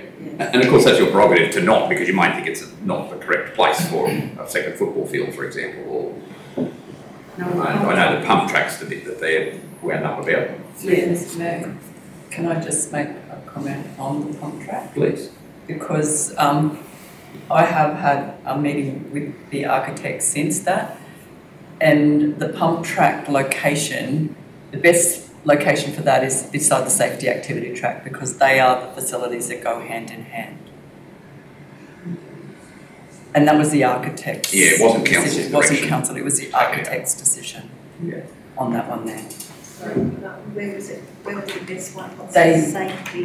Near the safety activity track on Lagoon, near Lagoon Creek pathway. This Oh, I one, know what you Yeah, mean that now, one there, near that, yeah. as you're leaving town. Contingent uses The of the little mini car streets. tracks, yeah, yeah. I think the comment made the council stop it. We didn't want it, we never did. Oh, the exact comment in the public domain about it was that from following direction from council, it was removed to alert. There was no such direction.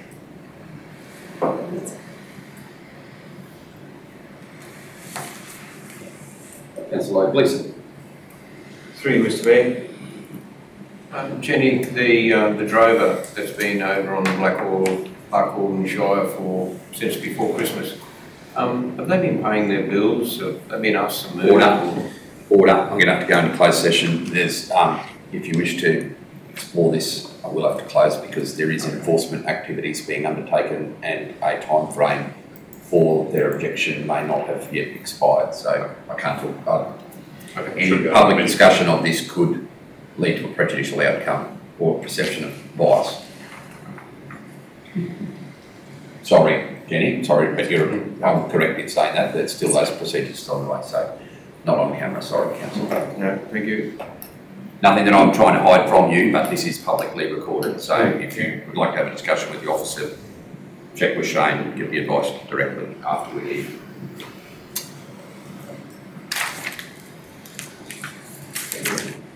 Further questions for Jenny?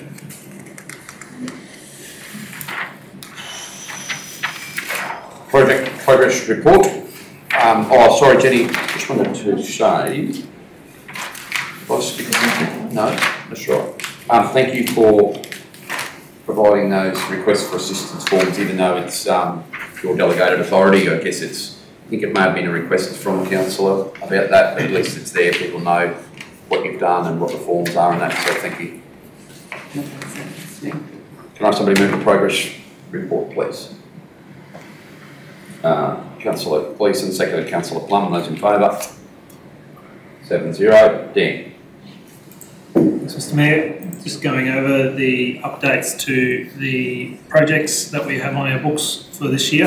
I have put a summary there of a number of projects that were completed in January.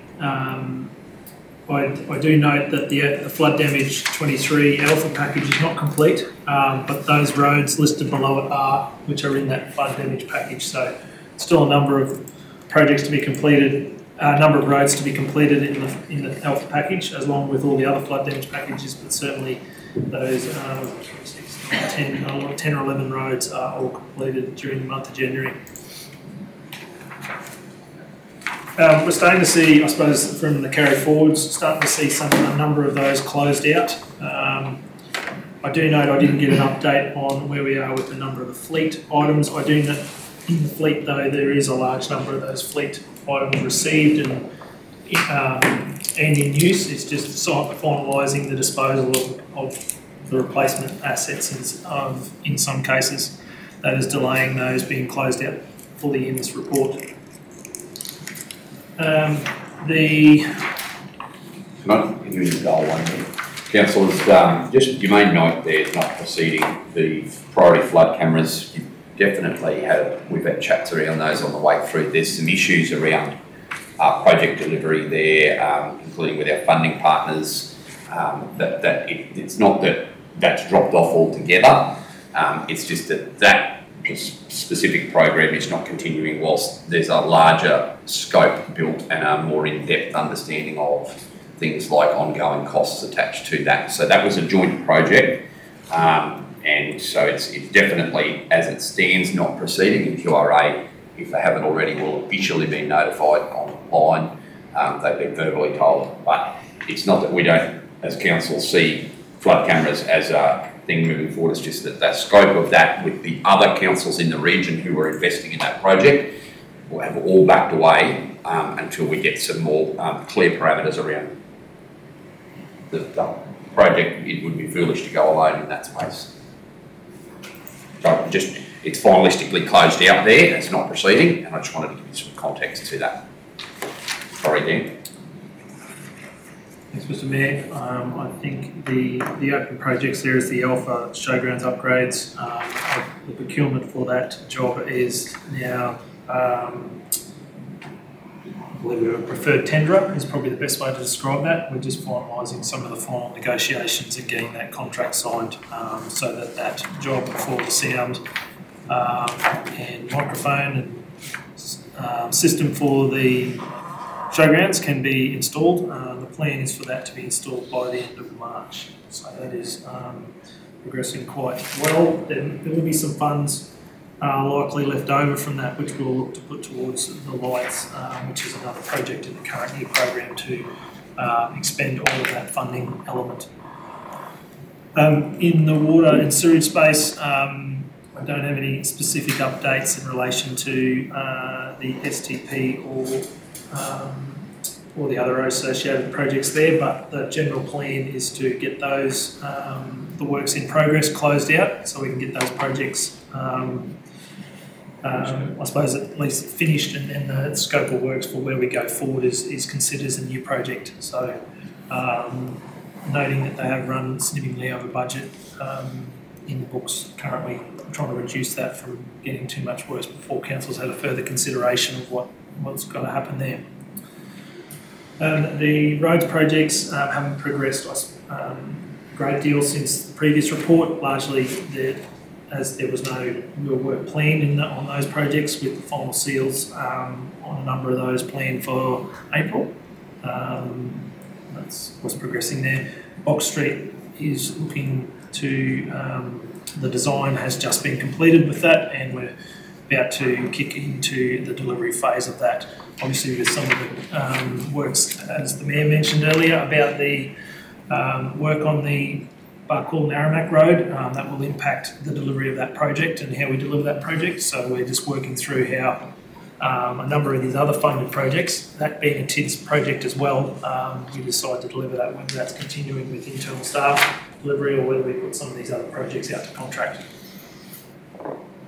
The dip yards at the Alpha dip yards has completed the initial pays under budget, so they did have some additional works there planned, which they're planning to use to purchase with the remaining funds to fully expend that. Some cattle rail on that for the calf crush, I believe. The projects there are complete. We mentioned the public rest area on the Sculpture Trail. The admin office upgrades at this stage will likely just be deferred at this point in time, with no real works planned there from a capital perspective. and the special housing maintenance or the capital works there is progressing. We have seen some costs start to be adjusted to reflect the actual expenditure we've done in that space. For the capital works projects for the current year, so we are starting to see a few of those sort of be progressed through the delivery phase. And we have started I'm starting to work with the project managers to identify any of those that they're not expecting complete for the year, which we will look to either defer or whether to next year, or whether they're just not going to proceed at this point in time.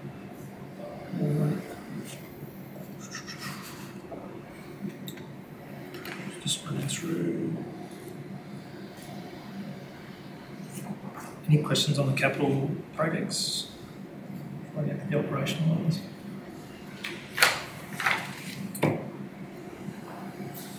The only thing I'd note is, whilst we're still, and we addressed this at our budget review last month, about the number of projects and carry forwards, and I note that we're still probably not great in over-committing ourselves, but when we started the year with 48 projects carried forward, notwithstanding a number of them are plans, but yeah, and yet we, for the whole year, this year only budgeted to do 63. I think we've got a little better at identifying what we probably don't have time to do, or, you know, so that's a good thing, I think. Then I think it gives us more chance, even though we're more than 50% of the way through the year, we're only 16% completed. I think we're a better chance of council hitting its goal in terms of capital projects in 23-4 than we have been in 2-3 or 1-2, you know. So I'll just note that. Because there was some commentary, and I participated in that commentary around that last time. Yeah, so you were going to say something, Councillor? Through you, Mr Mayor. Dan's mentioned that there's going to be some discussions with the project managers.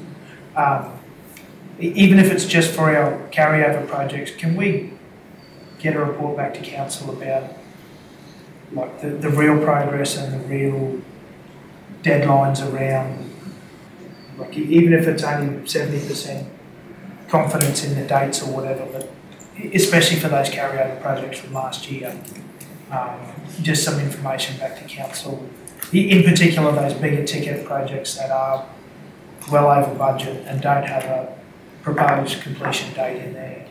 And even if it's not for next meeting, the following meeting, and that's the new council's information bundle to get them up to speed.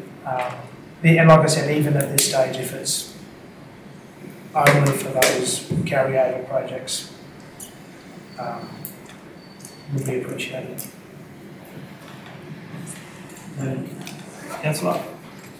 In the operational space, a number of the projects here, I suppose with the way we're reporting them is as projects, but some of these are, I suppose, adjustments to our business as usual operations, and that has, I suppose, hampered trying to report accurately where we're at with some of these projects. So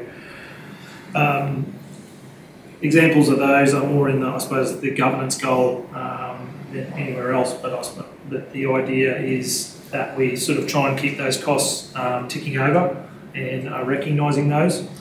The flood study and action project, I believe, is finalising the contractors, and part of that is that we needed to get a peer review, so I believe that's in progress as we speak. The master plan, we've touched on that. It's planned with going to the council meeting in April for the first time council's seeing that in this environment. The water and sewage work projects there are starting to be planned out over the next couple of months to be delivered, and with the new water and sewage coordinator on board, that's a key priority for them to deliver. The field monitoring system is going out to vendor panel in the next week, by the end of the month.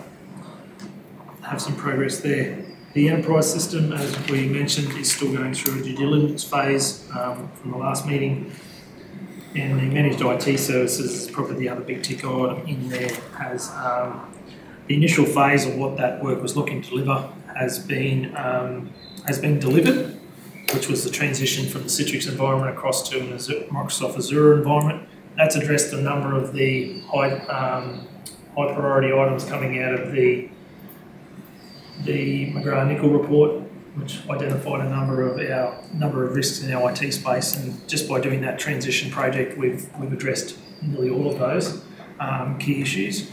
The remaining funds is what we're expecting to spend in relation to, I suppose, the increasing cost of having that service. So by changing the environment, we've certainly had a massive increase in our cyber security space, in our operating environment capability, but it is coming at an increased cost, which we're expecting. So the last there is a new addition to this council meeting, which was a bit of a dashboard around where we're at with our flood damage works. And we are certainly in the early phase of that delivery, hence why there is such a large number of the roads that is showing as yet to commence. But I suppose what we're doing is just a way of us being able to track at this level where we're at in the flood damage project, given the size and the value of the work.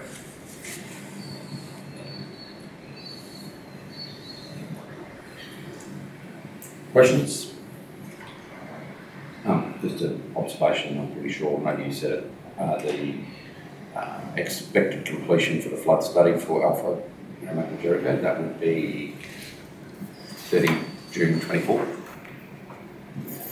So, okay, it's just 30 June 23, which is... I think we'll be pushing to have it done. We're still pushing for that.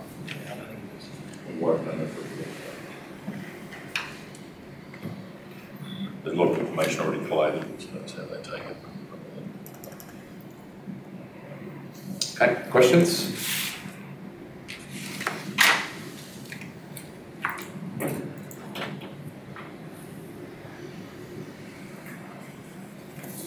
Mr. Mayor, not a question, but the last page of the report, I really I like the visual explanation, the new pie graph, overall progress charts. Next step.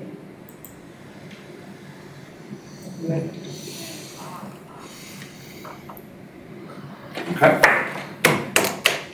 Can I have somebody please move Lily's report be received? Councillor People, second Councillor Plum. Those in favour? 7-0. Would you like me to go again? Do we have any questions for Lily? It's been pretty full. There's a few little highlights here about the Magbag, maths, backgrounds.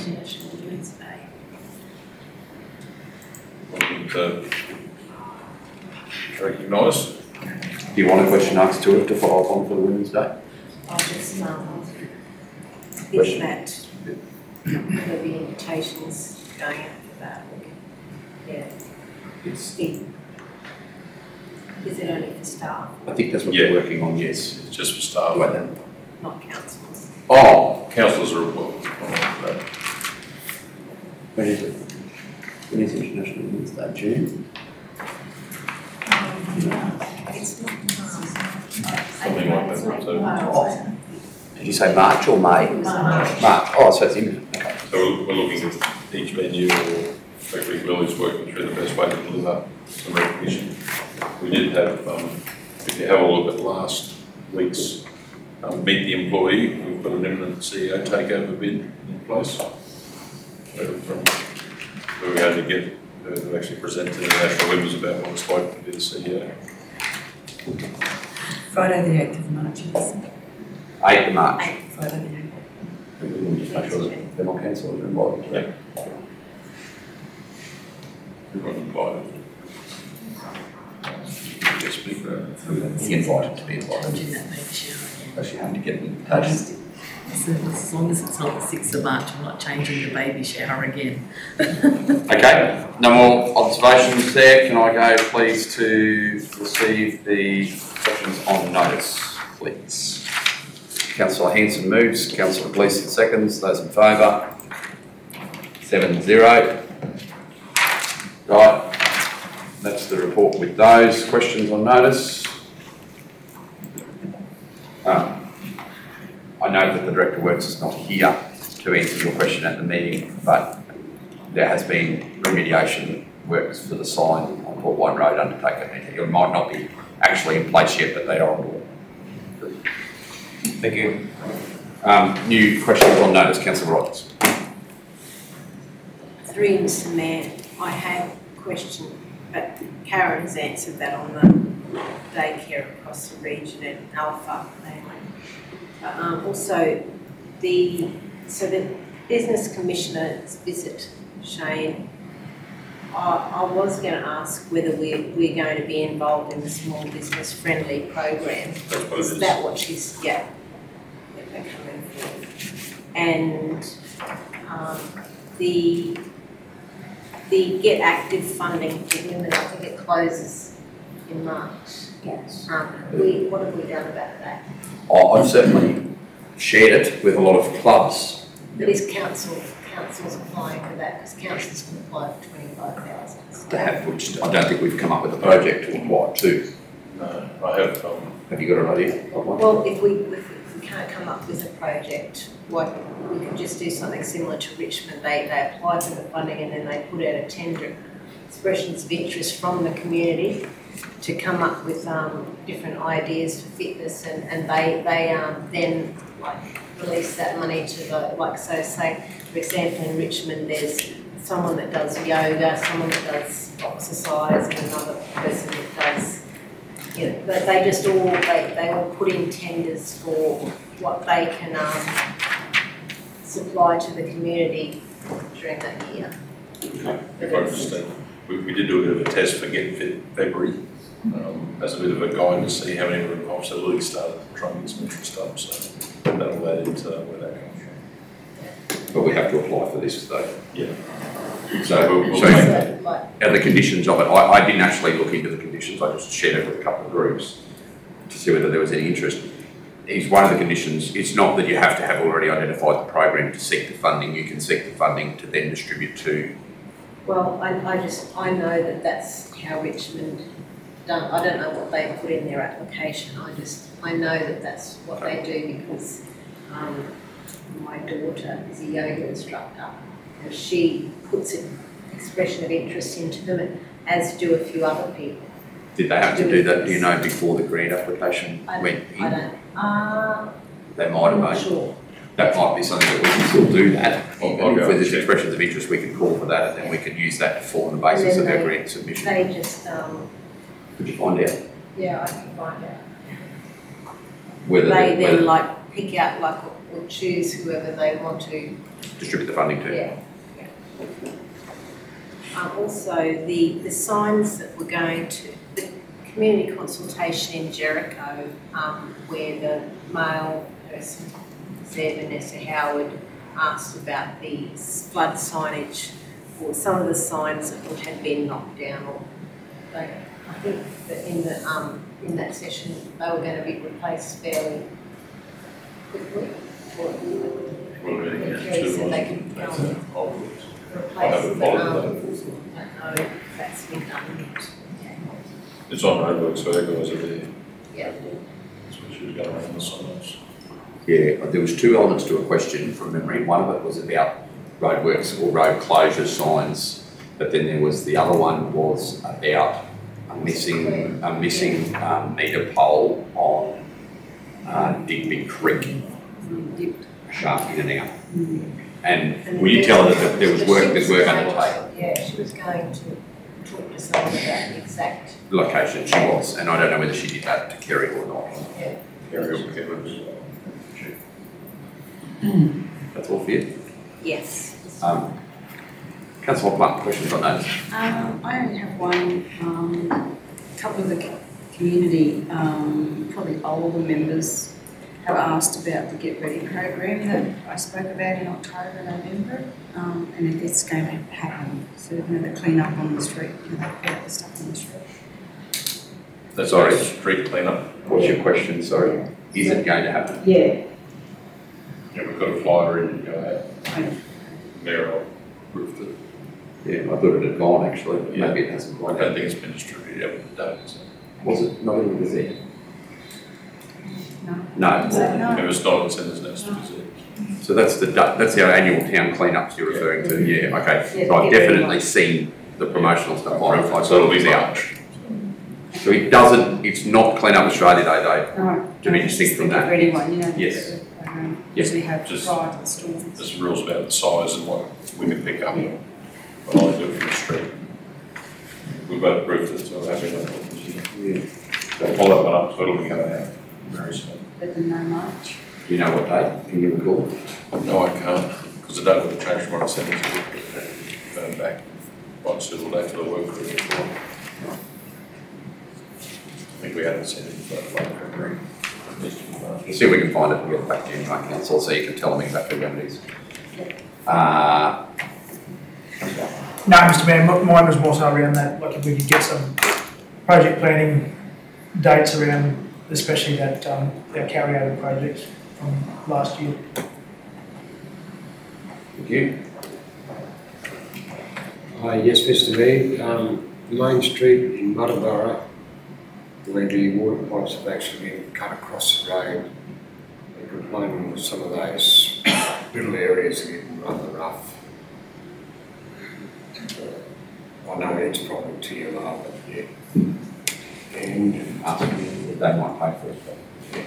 another one is, I believe the Artesian sale has actually fell through, and I know that was a question I've asked a couple of times. And I don't know where the sales actually fell through.